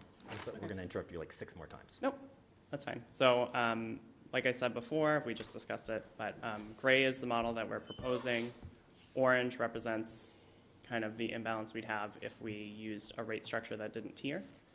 And then in the yellow is something we explored in our group, but ultimately we're not, staff is not recommending that at this time, is tiering a base rate based on a multiplier. We looked at meter size, because there's about 8 different meter sizes that are implemented throughout the town. Charging based on a factor of flow through meter, and then charging based on unit. We explored all these different multipliers. Ultimately, we found that combining a tiered base rate with a multiplier such as that, where it would be significant, and tiering consumption combined, you see it tips the scales almost too much when we're combining both of those approaches. So we found this nice moderated approach where things seem a little more imbalanced per gallon. All right, so again, I wanna, if you don't mind, Neil, I wanna stop here. Sure. And I guess, Ralph, I don't mean to put you on the spot, but I'm gonna put you on the spot, so I mean to put you on the spot. First of all, I'm sorry, I've always mispronounced your last name as well, so I'm so sorry about that. But Patrick, can you give the microphone to Ralph? Yeah. please? But Ralph, you're a member of this advisory group, and we haven't heard from you. Is there anything that Patrick or Neil or Sean has said that is not correct, or any interpretation that we have put upon it, just to try and understand it, that's not correct, that you want to clarify? Or I just want to give you the opportunity to make sure that we're hearing it correctly, or we're restating it correctly, or if something's not being said correctly, to help us understand that. Understand. I think the straight structure that's been come up with makes a lot of sense. I mean, I was the one who was concerned about using the meter size as a criteria, because there's cases in town where somebody has a 2-inch meter that uses more water than somebody has a unit that has a 6-inch meter. That made no sense to me. Right. I was promoting for a while our discussions the equivalent residential unit, because obviously most of the units in the town are residences and people understand that. But as I expressed last week, the complexity of applying it to a restaurant, a supermarket, a gas station becomes rather complex. So this, in my mind, makes a whole lot of sense. The only concern I have is that it creates a complex billing method to people. They're going to look at their bill and say, well, what are all these different tiers and that sort of thing? So that kind of thing needs to be explained to people. I think one of the reasons that I was selected to the committee was I'm just a homeowner, and obviously I'm an older homeowner, so I took it upon myself to view those homeowners that don't use that much water. I have sympathy for the single woman who lives in a house and she makes tea, and that's basically your use of water. So I don't want things to get out of proportion for her or a small user. On the same hand, I am concerned about those users who use water as one of the things that they do. Even a restaurant cleans dishes, I guess, a lot. So that's a concern. There's going to be a higher rate for them, and there's going to be a higher rate for those who use more water. But in essence, it makes sense to me that if you're using more water and have an opportunity to decrease your bill, just don't use as much water, makes sense. So the way in which, I guess I'm going to be, the way in which Paula and myself and Neil has responded, but I want to ask you the same thing. It's not, to use this slide here, right, just since it's the one in front of us here. When we're talking about the equivalency, am I correct then when I say what we're trying to do is get to what with regard to residential, let's put commercial aside because you're right, that presents other unique complexities.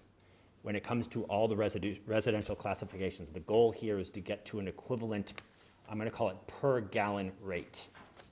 And so therefore, everybody that lives in a house, whether it's 1 bedroom, 2 bedroom, 3 bedroom, whether there's 8 people living there or 6 people or 0 people living there, on a per gallon basis, we're trying to get them through a blend of base rate and consumption to the same per gallon cost. Is that, am I right in that, or am I oversimplifying it, or am I misleading anybody about what this is? Yeah. I want to give you free form to, we've never talked about this, and I want you to correct us if what I'm saying, I'm trying to make it into plain English because I need it in plain English to understand it myself, but I also don't want to mislead. And so correct it if it's not correct. No, I think that is the goal in my mind, and that's what this rate structure does. All right. Thanks. Anything else you want to add about from the committee perspective, or people mispronouncing your last name? And I'm so sorry about that. Insurance salesmen have been doing it for years. Oh my God, Ralph, I Like, can't oh, I believe that don't I've literally, I'm going on like 20 years of mispronouncing your last name. I'm embarrassed, sorry. Okay, so I think what I want to do right now is to stop here, Neil, and Sure. open it up for public comment, if that's okay, and board questions. Do you guys have some questions you want to ask before we open it up for public comment? All right, so we're going to open it up for public comment. Microphone's right there. The cameras, frankly, the cameras want to view you, and people at home want to view you, so just ask that you come to the microphone and say your name and your address, please. And we will take some public comment. Again, we aren't voting on anything tonight. We're going to, by the end of the evening, I think, give feedback to town staff as to things we want them to look at and for questions and stuff that we want to ask for additional information on. Mr. Demento, you've taken the microphone, so I assume that means you want the floor. You got it. All right. Thank you, Mr. Spelios. William Demento, Precinct 1, resident of Summit Estates, the biggest victim in this travesty. And I am a town meeting member and have been for over 50 years. I think I know something about the town. And this is a travesty because it's nothing but another revenue enhancement scheme. The basic premise, and it all starts and really ends with this, is Neil has mentioned it, you have mentioned it numerous times. Keep coming up with this single-family equivalency, where everything is based on the single family. And the fact that people choose to live in a building with more than single family is almost a sin. When it comes to businesses, as Neil said at his meeting yesterday, he doesn't mind charging the higher rate to the business because they can pass it on to people. The heck with them. This is the same thing. Now you've added multifamily home uses. There is no such thing as a single-family equivalency. You've only been allowed to charge base rates since 2007, when the legislature passed Chapter 165, Section 2B, on base rates, where they instructed communities, all municipalities within the jurisdiction of the Massachusetts Water Resource Authority, not including Connecticut people, shall institute water charges and fees that incorporate a base rate for all users, provided that said base rate shall be increased at an increasing block rate to fairly reflect the resource demand and consumption of high-volume users of water. No mention of any single-family house. There's no mention of the need for a single-family equivalency. It never existed. It doesn't exist anywhere in the Commonwealth. Only in Swampscott are we using this false equivalency of a single family. There never has been. There aren't all that many single families. We probably have several hundred illegal apartments. We have lots and lots of accessory apartments. The town pays nothing for any of your water. No one gets billed in any towns or schools or town hall or anywhere else for the use of water. We have $500,000 of administration cost. Part of Sean's salary. part of Gino's salary. The assistant engineer is totally on the water and sewer budget, $500,000 in administrative indirect costs. Forget the direct costs. What I want to talk about is the basic unfairness of where you people are coming from. You need more money to pay it. You've had a system in process for over 100 years where you pay for the water you use. That's not fair. That's not good enough for you. You have to come up and follow the lead of Mass Electric and say, let's charge them a delivery fee. Now you want to break it down and say, not by account. And Neil said this a little while ago. You can call it a user or an account. They're accounts. That administrative is an administrative fee. When you look at the Wakefields and the Melroses and the Newtons and all supposed accounts, even though Marblehead is not an equivalent account on those lists, you see they don't go near base rate tiering like this. It doesn't exist. Some communities talk in terms of the meter, like Melrose. Neil and I have gone round and round for the last 3 weeks about this. Yeah, they do use it, but do they implement it? Not really. Wakefield dipped in, pulled out because it didn't work. Pay for water that you use. What is the difference? If 261 units are at some of the states, isn't it more economical not to have 261 water meters? If they did, everyone would pay their own.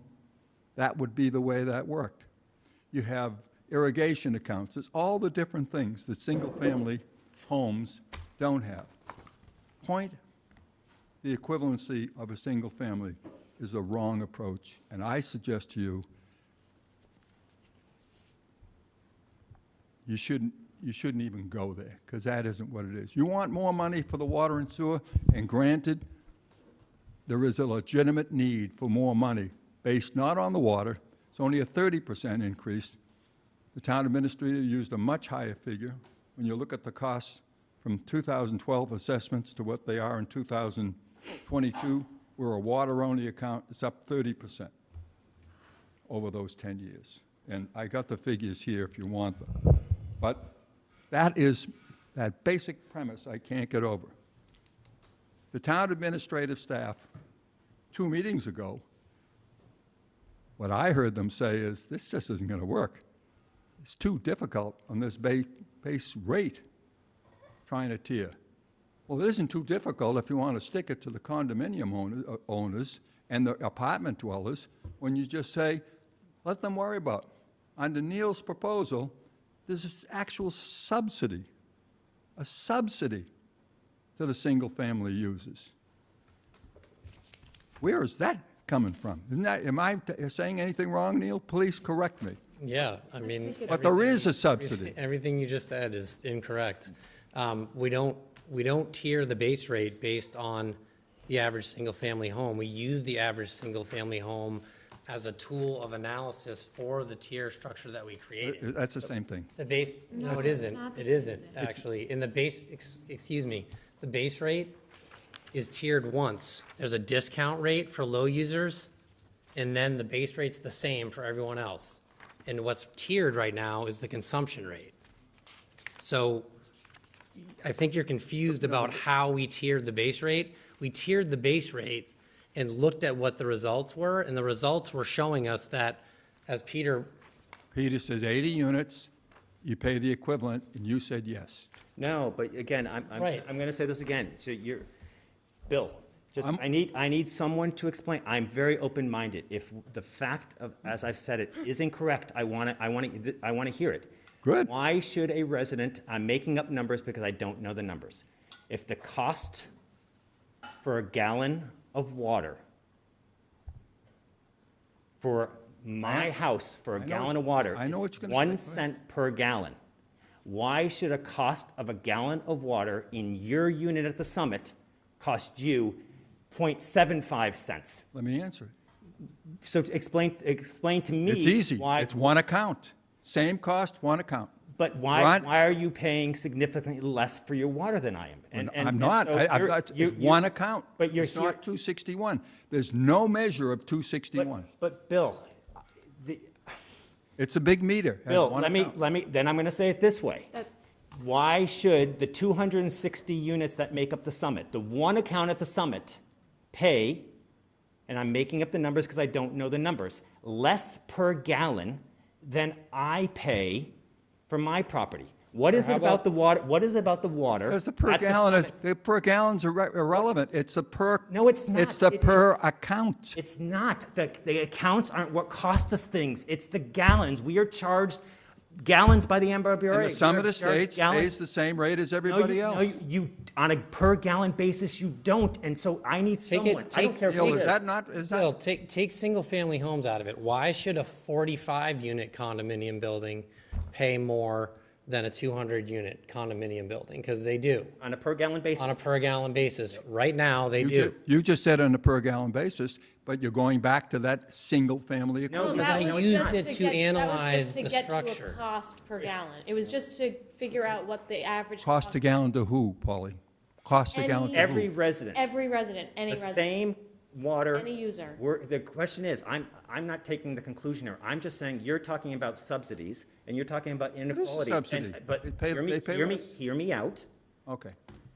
The cost of a gallon of water to whether it's a 45-unit building, an 80-unit building, a 120-unit building, a single unit, 3 units, 2 units, is more expensive than a cost of a gallon of water to a 200-unit building. And I don't understand why water is cheaper in one building than another building. It doesn't, I don't even care what building it is. You guys can pick whatever building you want as an example. I haven't heard anyone explain to me why it is. We can pick that place for the Airbnb. But- Was that Okay, but it still costs more there, and I don't understand. I haven't heard an argument for why.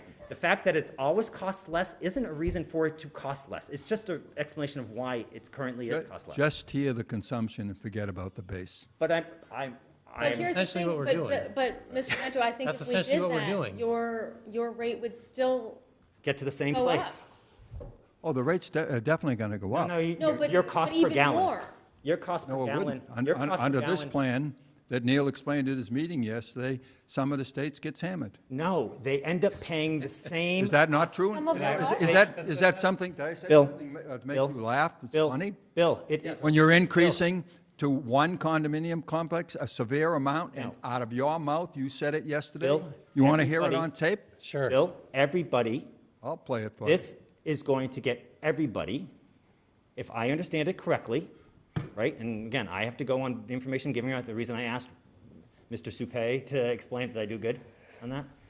To explain it in his own words is because he sits on the advisor group and we've never talked once about this, is the goal is, as I understand it, as we've been told, to get every single user to pay the same price per gallon. Per Based on a gallon. single-family use. No, it doesn't matter. Take the single family out. Assume we have no single families in our home. Am I crazy? Yeah, Bill, you're making an Rephrase argument. that, Bill. Yeah? Okay. So, You buy into that? no, You think? no, that's fair. He used the term single-family use. That is fair, but you're not, respectfully, I don't believe you're understanding the term. Take away those words. I'm going to the. Okay, I'll I'm try going to the again. crux of it. I'm going to the crux of it, which is, and I think I asked Mr. Supay that question, and you can ask him again.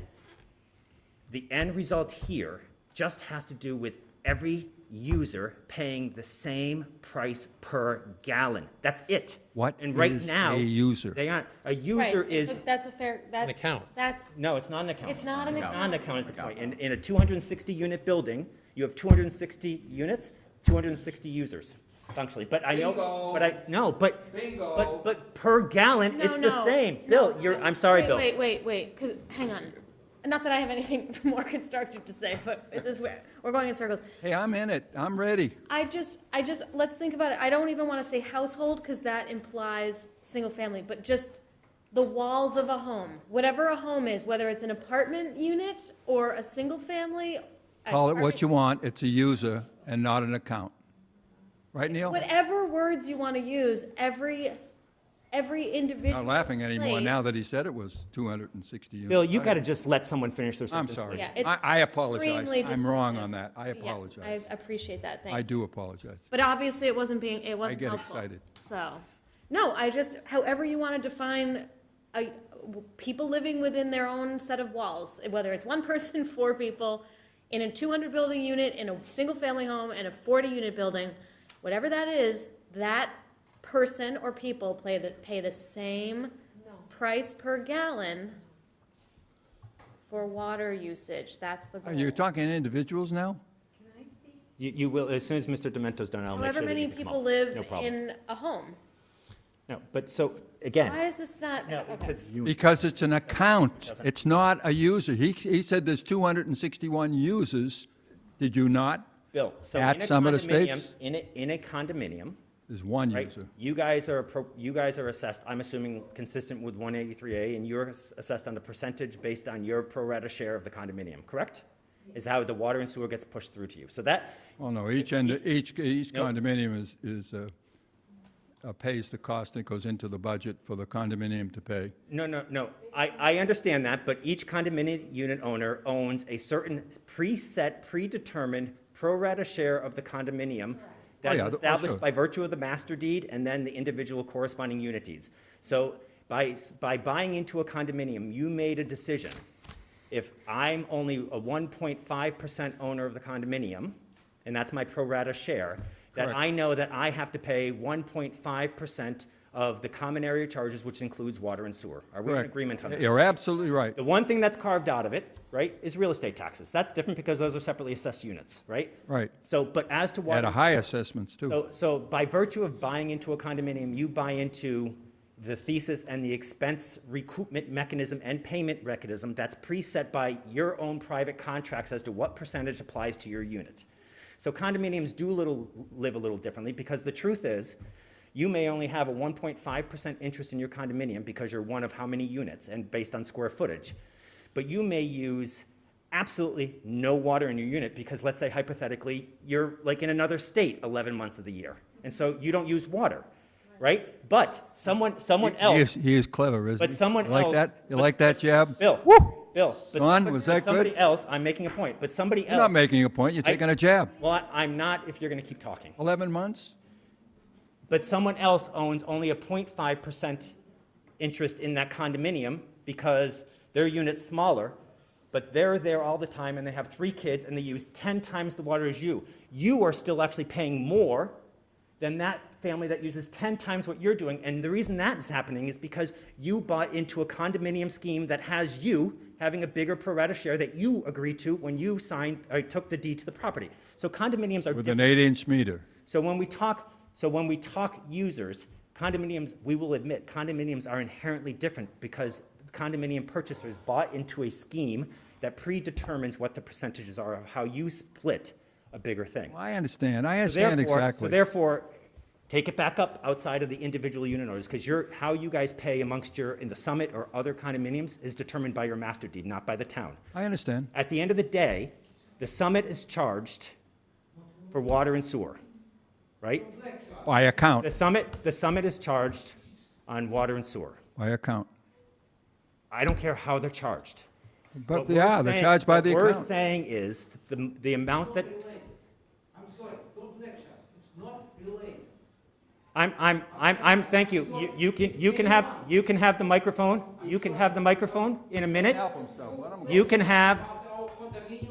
have the microphone in a minute, or you're welcome, or you're welcome to I'm leave almost now. done, Peter. I'm almost done. Okay?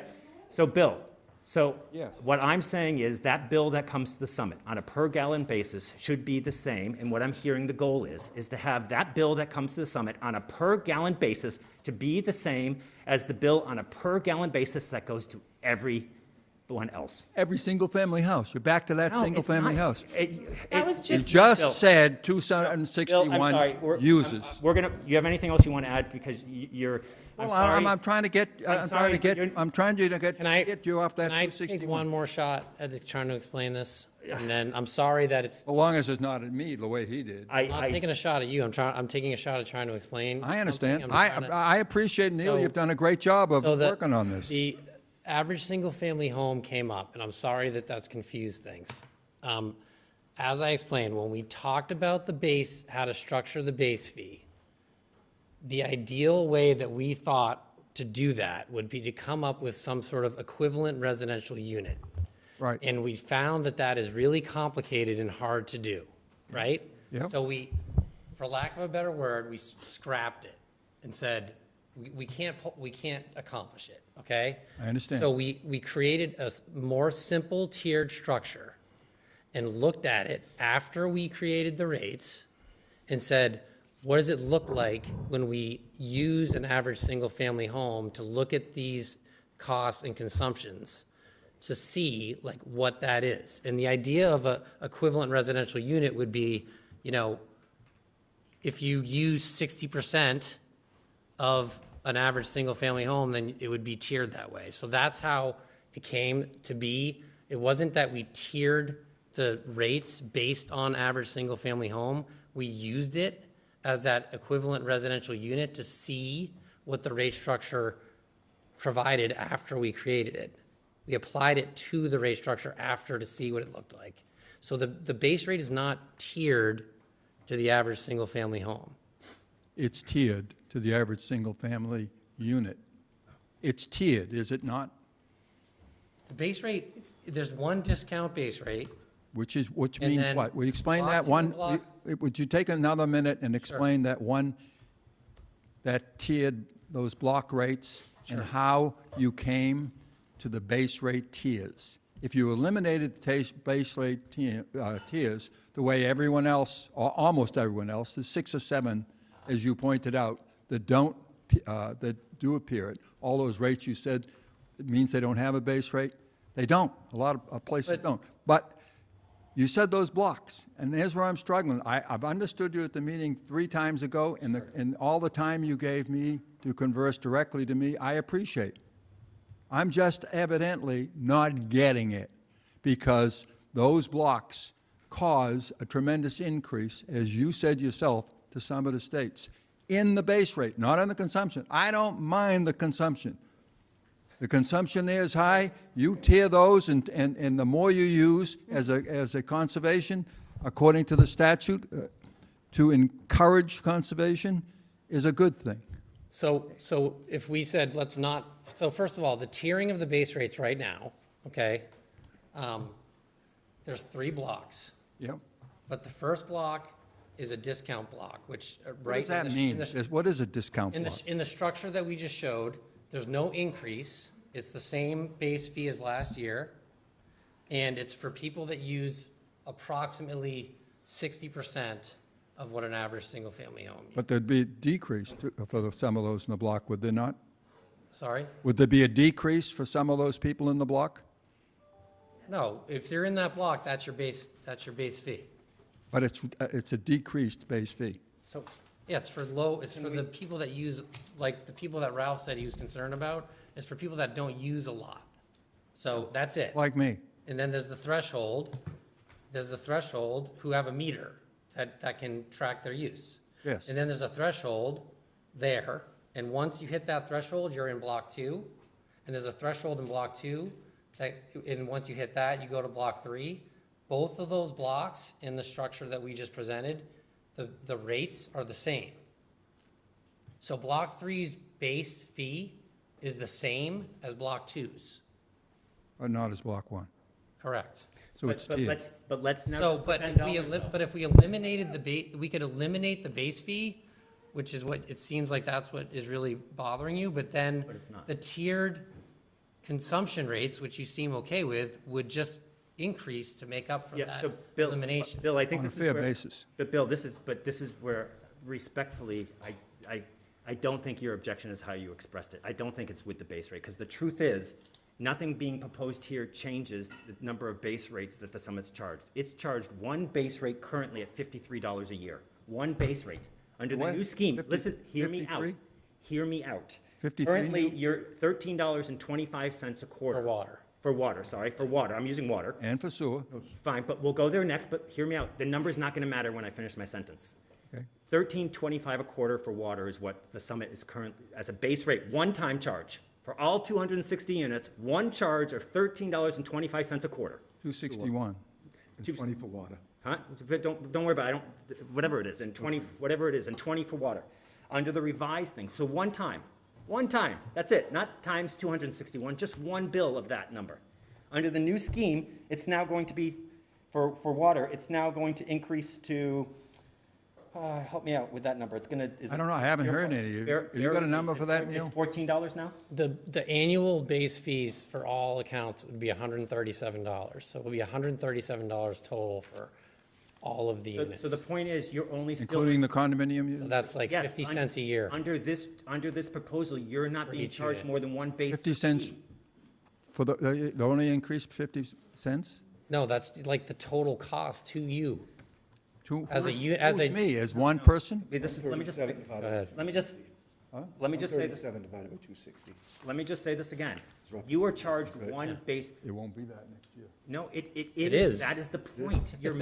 You're just, and I think it's totally innocent that you're missing this point, but it's a really I am important missing one. it. On the base rate, you are charged once a base rate. All 261 units are charged one base rate of $37. The same as everyone else? Yes. And so Well, I next year- totally next misunderstood it. year, Because I don't year- see it, I don't see it that way and didn't hear that yesterday. Next year, it's going up slightly, but you're still only being charged one. Frankly, in Slightly? fairness, Is that true, where Neil? you guys, in fairness, where you guys are, the Summit Estate's going to pay more is the consumption rate for the Summit's going to go up. To make up- To make up for the fact that you only pay one base. So your problem, I'm helping clarify the point. It is the consumption rate you have a problem with. I don't think it's the base rate, because the base rate is just nominal Well, dollars. the consumption rate, meaning on your single-family equipment. Nope, consumption rate that everybody's gonna pay on a per gallon basis. You're gonna pay a little bit more of a consumption rate than other users, because you don't pay the. Do we know how much more?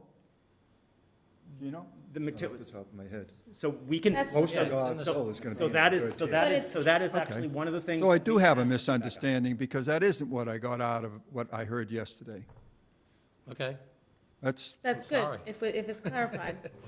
So I better sit down and shut up. I'm glad we clarified But it. No, if you're confused, lots of people. In fairness to you, there still is an adjustment that may be disproportionately felt by places like the Summit, because the Summit, on a per gallon basis, has historically been paying less per Underpaying. gallon than every other user. So in fairness to your point, and I hear your objection, and I'm sensitive to the fact that there are a discrete group of residents that will be impacted more than the vast majority, and that's still, we should care about that. Even though it's a smaller group, we should still care about it, because money matters to people. And so I hear you on this. So I think your underlying concern about the fact that we are making a correction, a historic, and it hasn't been for hundreds of years, it's been since 2007, when the If base everyone rate came pays, in. if everyone pays the same, and the tiers aren't unreasonable, I understand the need for some tiering.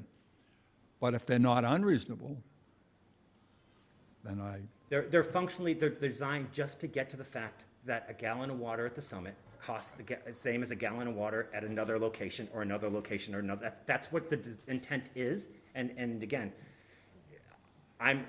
if that feels equitable, it's not to say it's difficult for some residents who in this year will have to pay more than others just to get to reset, to make it even. But if that's, I'm working off something that says 20% increase, and you say it's not nearly that. but I'm not speaking as to what the percentage is. I'm speaking about the fact that what the end result is. I don't know what it is for the Summit, so I can't speak at all. It's going to be more for the Summit, because the Summit, being the largest condominium, has actually been the greatest beneficiary. So when you said earlier about subsidy, the truth is, since 2007, when we put the tiered rate system in, right? Base rate. The base rate in 2007, when it was first allowed to be done, the Summit got. Freudian slip. The Summit, no, it's not a Freudian slip. The Summit got the benefit of just having one base rate as opposed to 261 base rates. I understand. So that's the subsidy, frankly, That I- and I hear, we're not, the clarification's important. I do want to let you know that through it all, Bill, it's not lost on us, and we hear you advocating for your fellow residents that even regardless of it, the increase still, all of a sudden being put on people is hard. And we hear that, and that's actually, at the end of the day, we care about equality, but we also care about making sure that we're not doing anything that presents undue hardships that we can help mitigate, which is the next conversation, which is retained earnings, which is how do we use some reserves to offset some of those increases to make it easier for residents, impact. given that it does have an impact on people. So I want to That- validate what you're advocating for. I The other appreciate thing it. is, can I say also, Patrick, is if and when this is voted on, right, let's say as is, it's pretty quarterly, we can check to see whether it's equitable, right? And I Oh, know yeah, that we the would- adjustments are a We separate would question, review. It's but, a new structure, so we definitely want to check it and see if no, it's I understand we performing want to as check it, but it's not anticipated. something that we have to wait a crazy amount of time to be Well, like, you have, sure. you have to it's get actually approval from working. the MWRA on what you're doing under the statute. You're a MWRA committee member, and you agreed to follow their rules and regulations. You still have to get their agreement. And I don't know, under that definition of base rate that I read you from the statute, someone I spoke to at the MWRA said that they had not seen a system like this. But after this discussion, which has been helpful to me, maybe I didn't explain it to them correctly. But I will do that tomorrow to find out, because they don't know of any system like this within their system. We're only one of 16 only water users. There aren't many in our grouping that buy water from the MWRA, water only. Most of them are water and sewer. But in any event, thank you for all the time, and thank you for the education, too. I do think I've gained something from it. But I don't know if I totally agree, but We wouldn't be comfortable if you totally agree. In all fairness, right? We wouldn't know what to do with it, right? So, but I do, look, I appreciate your advocacy. Like, you care passionately, and there needs to be advocacy. So let's, I think some others wanted to talk, so someone else want to, Yes. you know, I want to. Okay, thank you. So my name is Cheryl Albo. I live at Crown Point, and I've lived there since 1980. Do you mind just saying your name one time? I missed it. Cheryl Albo, Thanks, Cheryl Cheryl. Albo, yes. Yep. And I understand the need to increase the water, and I just feel like the condos are always getting the hit because we're paying double trash pickup. We tried to, a couple of years ago, that was fair. It wasn't fair that we're paying a private company, plus we're paying in our real estate taxes for that. And we already went to town meetings about that, and nothing got done about it. And so now we're going to get hit with the increases on water. That's fine, but my condo fee is $1,040 a month. I mean, that's a huge, all prices are going up, and we're getting priced out of this, out of Swampscott. It's just ridiculous. And, you know, at least if you're going to make everything fair for the water, make it fair for the trash pickup. That's all I'm saying. We're paying double trash pickup. Thank you, Cheryl. And I think without reopening that discussion, my understanding is that for those units, those developments that don't have trash pickup was predominantly because when the developer developed the condominium, there was covenants that they agreed that trash pickup was going to be private. And so that was a private deal made. And I know it did go to town meeting and it wasn't changed, but I think that's the principle on which.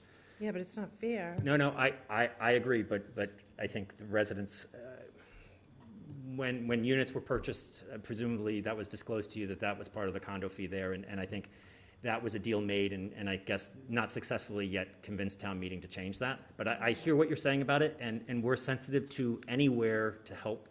I can't speak to what's in those condo fees besides water and sewer. I don't know what else they charge for. All utilities. Yeah, but I don't know what they charge for as well for plowing and maintenance, and we hear you, which is why the next element, we haven't gotten to it tonight, and we're probably gonna get to it next meeting, which is the use of retained earnings, which is reserves that we can use to subsidize, if you will, everyone's rate increases on that. Also, just as a note, so there's the Solid Waste Advisory Committee that's studying the waste reduction program that was implemented, which I'm a member of, but also it's obviously a public meeting and there's public comment. I'm not saying, come if you want to say something, I will mention this, Yeah, and I mean, we can discuss it, but also, I'm all about fairness, but fairness, you know, I pay the water price, but the trash pickup, that's not fair. So, yeah, and so I would just encourage you, I mean, again, I'm happy to talk with you, I'm happy to represent what you just said, but also if you wanted to come and Sure, talk more about that, you're always welcome at a meeting, they're posted on the website, and they're right by Zoom, so it's right now, so it's easier too. Yeah. All right. Thanks. Thank you. That's all I have to say. That's fine. Anyone else want to come down to the microphone? Gino, I need people to come down because of the cameras. The cameras can't pick people up. Sorry. If you don't mind just sharing your name and your address, please. Yeah, sure. Thank you. First of all, I apologize for my accent. Okay. Michael Stotsky from the same complex. And you start talk. First of all, please never lecture us about condominium rules. We don't know what does it mean. Yes, we bought a condominium, and we know what does mean pool. So yes, who has more square feet pay more. We know about that. So why I was very angry. It takes so long time. You start to explain me how does it work. I'm talking about to you. Okay. If you start to use fairness, so everybody should pay the same. But just this lady said, it's not fair. We pay for snow removal. We pay for trash removal. It was a couple years ago, hydrant was failed, and we pay from our pockets. Now, single-family house, condominium, just make it square. Water coming in, water coming out. Am I right? There is a meter that count how we use the usage and sewer system. If you pay before less, how come? Why condominium per your statements? We pay less. How come? Who made this calculation? My understanding, there is no, like the gentleman just said about single-family house. We just units. Our unit has 3 buildings, and water coming to our condominium. Our condominium is just 1 unit that has divided by small units. But the whole idea is just work the same way it should be. As small house, we have mansions, but it's still one family who has whatever money, millions, zillions of dollars. They can afford it, 8,000, 10,000 square feet. So what? But per your definition, in single-family house. Now you judge us. Question for who made this calculation plus you? Is anyone from you live in condominium? Nobody. So we are not equal. You, so many judges, and nobody can defend us from your board. We are from condominium. In our condominium, probably more than 70%, 70 is people who already retired, senior citizen people. You heard us. We live on. I came in this country with zero. I work for 10, 12 hours to make decent social security check plus a safe on 401k plan. Now I can afford it. Now say, you have to pay more. For what reason, I don't know, to support whatever. But think about that. First of all, if we pay less before, somebody failed to make calculation. How come we paid for our condominium, the other condominium? This is strange for me. You know, it should be like this. My understanding, whatever, it's like electricity, or I don't know, use on gas on vehicles. So I cannot buy it, but probably in this case, somebody failed on townhouse make the right calculation. Okay? Are you agree with me? Thank you. Yeah, but fairness is very important. And yes, 40 years ago was strange contracted, like you have to pay for trash removal. But do you know how it's easy? There are 185 units in our condominium, but only 6 garbage cans, huge size. So it takes less time than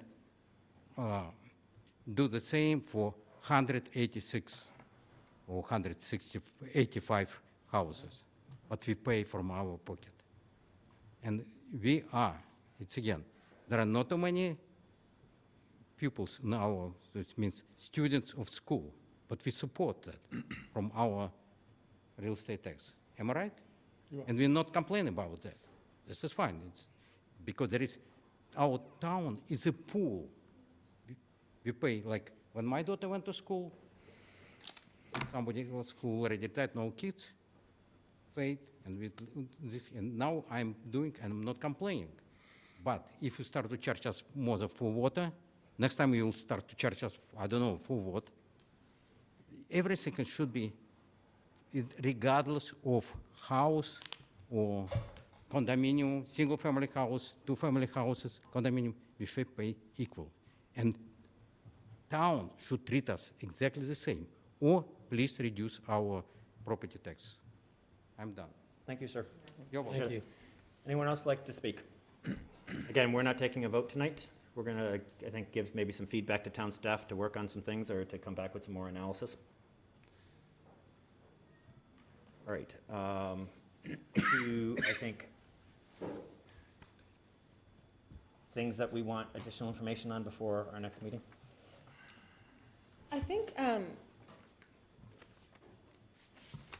want to demur on retained earnings at the moment, just because I don't want to get down there with the presumption that we're basing it off of this until we establish this. The retained earnings is something we have actually time to determine because, well, maybe we don't, but I don't know how your billing does. Do you assume a certain amount of retained earnings even though town meeting hasn't approved it when you bill it, or do you bill it assuming no retained earnings and then you make up for it later when we approve the retained earnings at town meeting?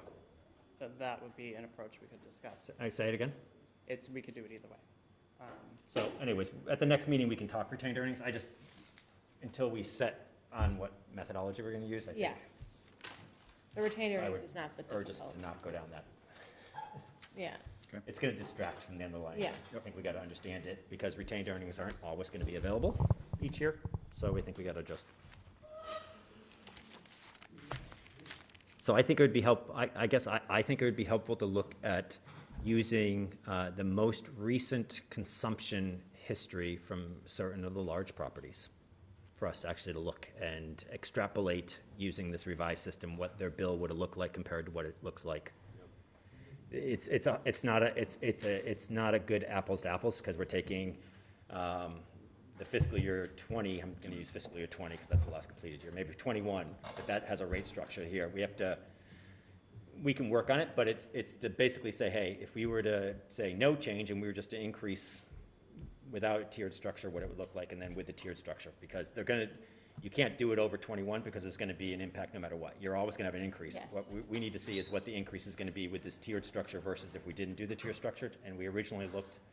And so I think, Patrick, what it would do is it would have you basically say, hey, if we needed to balance the budget without tiered structures, what would that have been? Right, and that's kind of the baseline, because we still have to do that, right? And now we're doing the tiered structure, and yeah, that's gonna cost a little bit more for these higher unit buildings. And so I think that's what we wanna, compare is not the right word, we just wanna understand that compared to a lesser, hey guys, hold on a second, please, I'm sorry. That compared to the lesser number of units, just so we can see that. I think seeing some examples of that, and I think the Summit, I think the other Paradise Road projects we shouldn't avoid the big ones. We should actually be using the big ones to show it, because that's actually where it's going to be most drastic, right? So let's do that and kind of. How much data are we thinking? Are we thinking 1 year, 3 years, 5 years? No, I don't think you need. I mean, candidly, I don't think it needs to.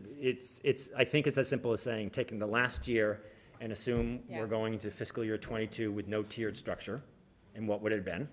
Versus now apply this proposed tier structure, and what would it be? And it's that delta that you need to look at. Yes. So, and I think Dollars, putting dollars to this. yeah, so I think as long as we compare it that way, I think it gets us to where, it illustrates it. In fairness to Bill, it does. And look at this, we know that totally open, for the larger number of units, it is going to be a cumulative aggregate number of dollars to get them to a point where they are paying per gallon the same as everybody else. We know that. It's just now the question's been asked, and it's a fair question to kind of illustrate and compare it towards if we don't tier it. There's an increase no matter what. So it's just a question of what it looks like. Does that make sense for everybody? All right. And then any other things, I guess I would ask you to reach out to Patrick, kind of as the liaison, if you will, to ask Patrick for additional feedback, information modeling, diagnostics. Anything further? Nope. Thanks, Neil, for Thank you, Neil. doing this, and Appreciate it. thanks, Patrick, and thanks, Ralph, for all the effort here. This is not easy. Doing that. Okay. We're going to move on to a really brief conversation just in terms of warrant articles for September 13th, special town meeting. So I think at this point, we've asked town council to prepare preparation. The warrant article for the debt exclusion for the school has been, my understanding, and Patrick, I just need just for this, just want to make sure I'm right. My understanding is that bond council and town council have both reviewed the draft language, and it's been sent to the MSBA, and the MSBA now needs to review the debt exclusion warrant article language, correct? Yep. So that warrant language, it's a requirement that the MSBA approve it. So the MSBA actually has that draft, my understanding is from the school business manager, and so that's obviously the main warrant article there. Two potential other warrant articles that make up. Oh, sure, we can give that to you, that's easy. The two other bits of information, which is town council, my understanding is town council is drafting one of them, and which is having to do with the potential easement over the UU property on Forest Avenue, and town council is conversations are ongoing, but town council is nonetheless preparing the warrant article so that we have it and the committees can review it in time for us to close the warrant. And then we're having some preliminary conversations about whether or not there's anything with regard to the Hadley Reuse Committee. At this point, we haven't identified anything, but there's the potential that we may have a warrant article that helps give people greater comfort that the future of the Hadley School is not market rate housing, which I know this board unanimously supports the fact that market rate housing is not going to happen at the Hadley School, and so we're exploring some ways to put that in stone, so to speak, so that people understand that that is the reality for the future. So those are the warrant articles. At our next meeting, we'll be looking at the warrant. My guess is our next meeting, we are probably closing the warrant, just because Patrick needs to get it to the print, and it needs to be there 2 weeks in advance of September 13th. So our next meeting will be probably, in addition to continuing the conversation on water and sewer and voting, it's going to be the warrant closing thing. That being said, we'll get you the warrant. We'll make sure staff gets out the warrant articles as soon as possible to you all. They're linguistically pretty simple, and the debt exclusion, which is the most considerable one, will have been reviewed and approved by the MSBA, bond council, and town council prior to us seeing that language as well. Questions or comments on that? We will need to think about what I'm going to call a regular fall special town meeting, which is other business that, and hear from staff as to doing that. I think that there is the intention, retained earnings is an example of a warrant article that we'll need to approve. I think there is the expectation that the town administrator will be making a recommendation about the use of free cash to offset tax levy increase to further reduce any increase in taxes for fiscal year 22, amongst other things. I think the real question is how soon after do we want the special town meeting? My guess is it looks more likely to be a early December special town meeting, just because between the September special town meeting, a town-wide vote in October, assuming things go well at the special town meeting, it's just, staff's then going to have to immediately turn their attention to another whole warrant, the printing, to sending it back out and doing it. I'm guessing, I haven't had any conversations with the clerk or the moderator on this, but I think probably early December is probably the earliest we would see that special, what I'll call the normal special town meeting in the fall. Does that sound okay to people generally? Mm-hmm. All right, with that, we're going to move on to the consent agenda. The consent agenda is an agenda that's designed to expedite the handling of routine miscellaneous business of the board. We can adopt the entire consent agenda in one motion, or at the request of any board member, any items may be removed from the consent agenda and placed on the regular agenda for discussion. Tonight we have vote to approve meeting minutes from July 15th and July 21st. We have a vote to approve the application of a change of officers, stock, or ownership interest for Pizzeria Uno at 970 Paradise Road, and we actually have 2 orders of taking for Atlantic Crossing and Gracie Lane, which were voted by town meeting to be accepted at the May 21st annual town meeting. I want to just speak briefly about the orders of taking at the May town meeting. The town meeting approved a warrant article that accepted and allowed the board to finish the acceptance of 3 streets, Atlantic Crossing, Gracie Lane, and Morton Hill Road. We are tonight going to do orders taking for 2 of those 3, Atlantic Crossing and Gracie Lane. Morton Hill needs some additional work and will either be before us or back before town meeting, potentially as soon as the fall. Also at town meeting at the fall, we'll also have most likely Supreme Court. As you may recall, Supreme Court had additional work that needed to be done to bring it up to a certain standard before we could accept it. And my understanding is that that work is still on schedule to be done before the end of the year. And if so, I think we previously had discussed about the fact that we would add that to the warrant for acceptance. So tonight's just Atlantic Crossing and Gracie Lane. Peter, can I say something about the minutes before you vote? Sure. Neil had just pointed out that David's name was left off of the July 21st meeting minutes under attendance, and that I had put the wrong date for the next meeting as well. So those would be corrected in the final version. Great. So is there a motion to approve the consent agenda with the changes to the minutes Ally just outlined? So moved. Second. Any questions or comments or discussion? Hearing none. All those in favor? Aye. Aye. Opposed? All right, consent agenda passes. Does the order of takings have to be, it has to be ink signature, right? Right here. So there's a signature folder for us to sign before you leave tonight, so please make sure that you sign it. Okay. For those board members that haven't had a lot of in-person meetings, usually every night we have a signature folder for which there's almost always something that we need to sign, and electronic signatures are not the norm. And so with in-person meetings, we're going to be getting back to ink signatures and not electronic signatures. So just, if you leave without asking is there a signature folder, try and remember.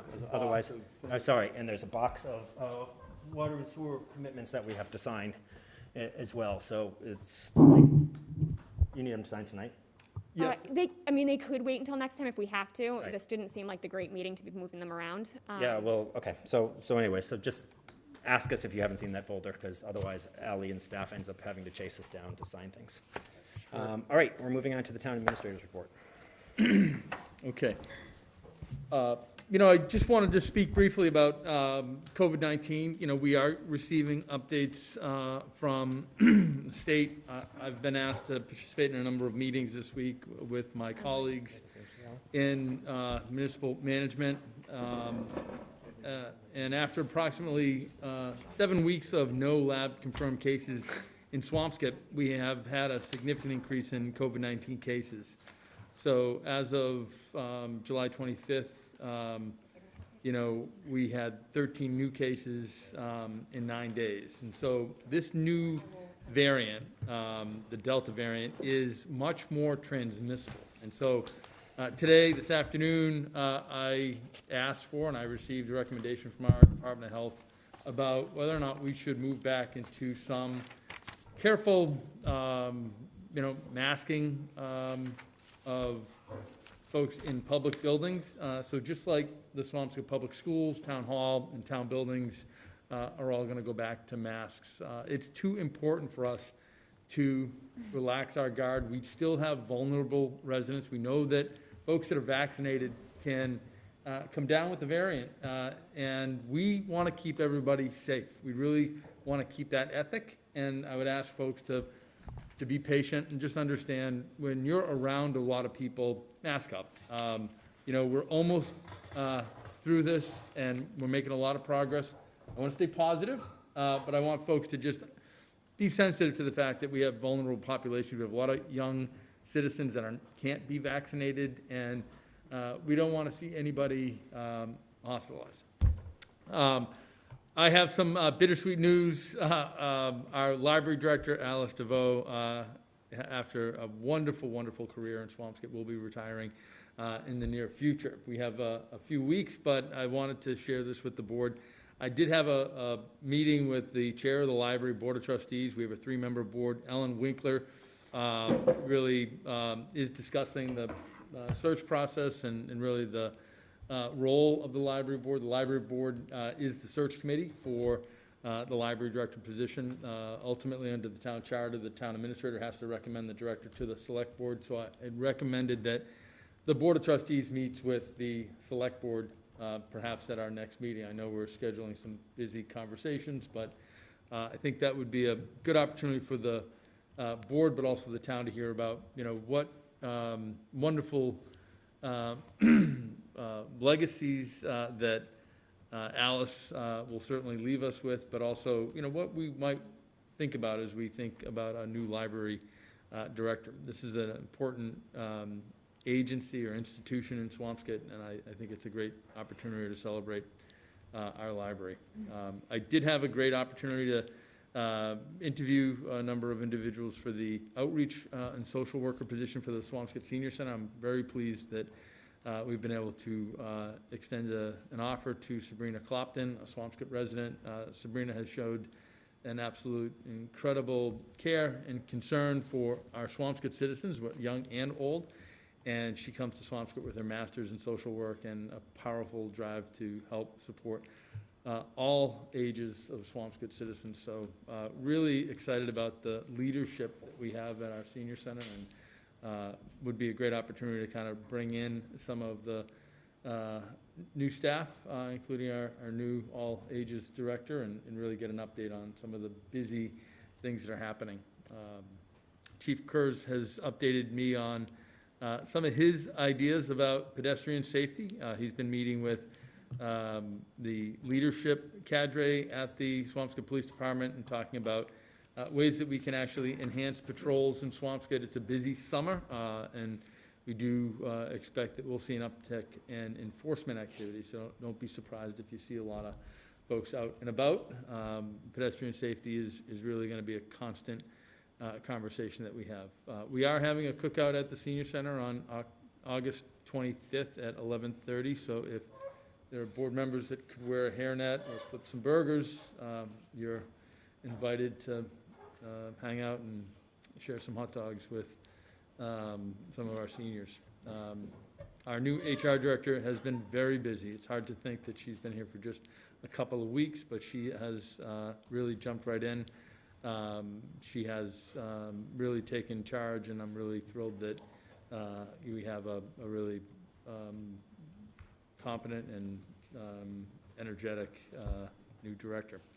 As I mentioned earlier, we've started our capital planning process, so we're going to be meeting with department heads and boards and committee chairs to talk about our capital improvement plan. It's my hope that this will get established much before the budget submission, but certainly by the fall. So that's my report. Questions or comments to the town administrator?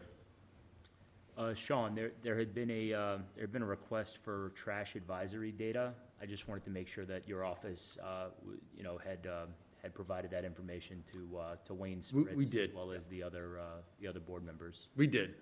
Patrick actually supplied that information last week, and certainly apologize for the delay for that information, but it's been just a busy couple months. But it's my hope that that information will be updated on our website every month. We should not be looking for that data. That should be right in front of everybody every month. When we get the invoice, we will update the tonnage for recycling and solid waste, and we'll monitor that.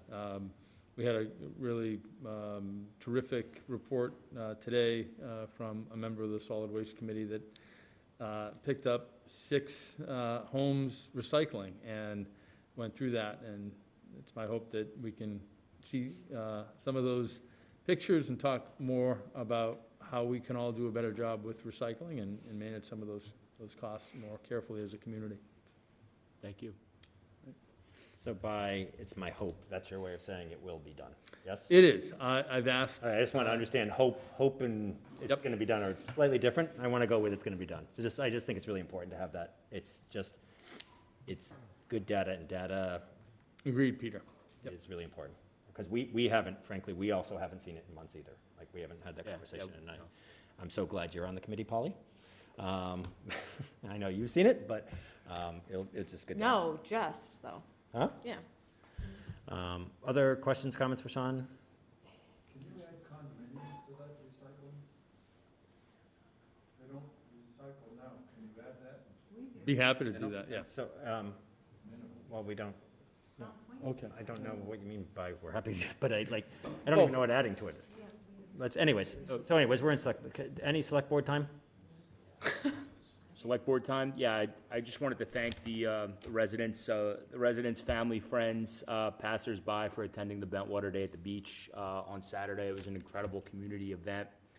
It was really awesome having 1,000 people spread out in the parking lot and on the beach of Fisherman's Beach, enjoying a beautiful Saturday afternoon and evening. And I do want to, I do want to take it up and have actually some of the members of Bentwater join us, so we can formally recognize them, the owners of Bentwater, for their civic mindedness and their willingness to give back to the town, particularly the Fish House, with the amount of money that they've raised in conjunction with the town. So I think that's something that's going to be incredibly important, and something I want to get on the agenda for our next meeting. Thank you.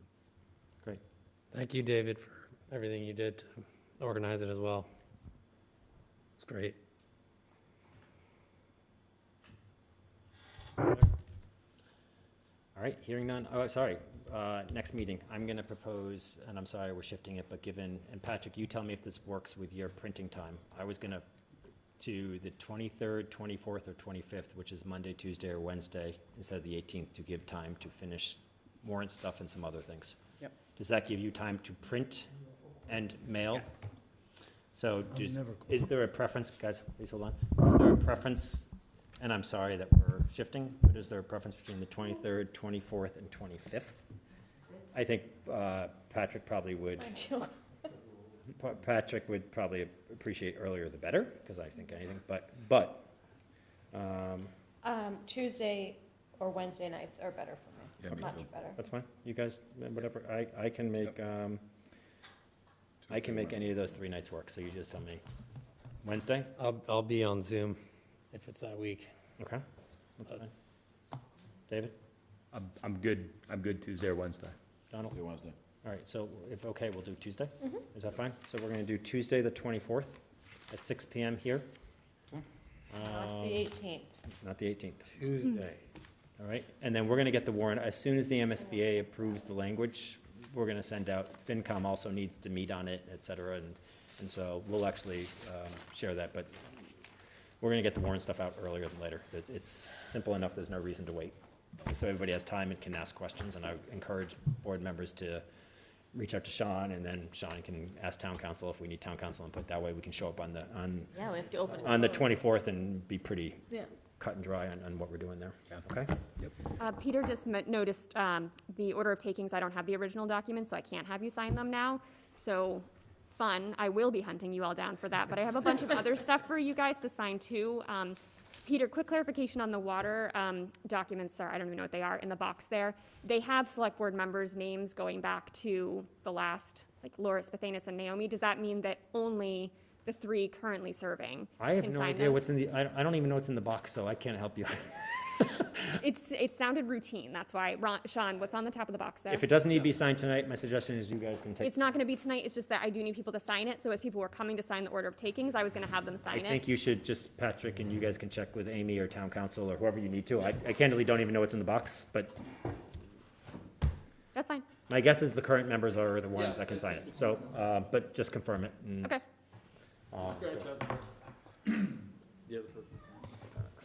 All right, with that, is there a motion to adjourn? So moved. Second. All right, all those in favor? Aye. All right, thanks everyone for helping us tonight, and have a good night. Thank you. Just wait a second for it to be off.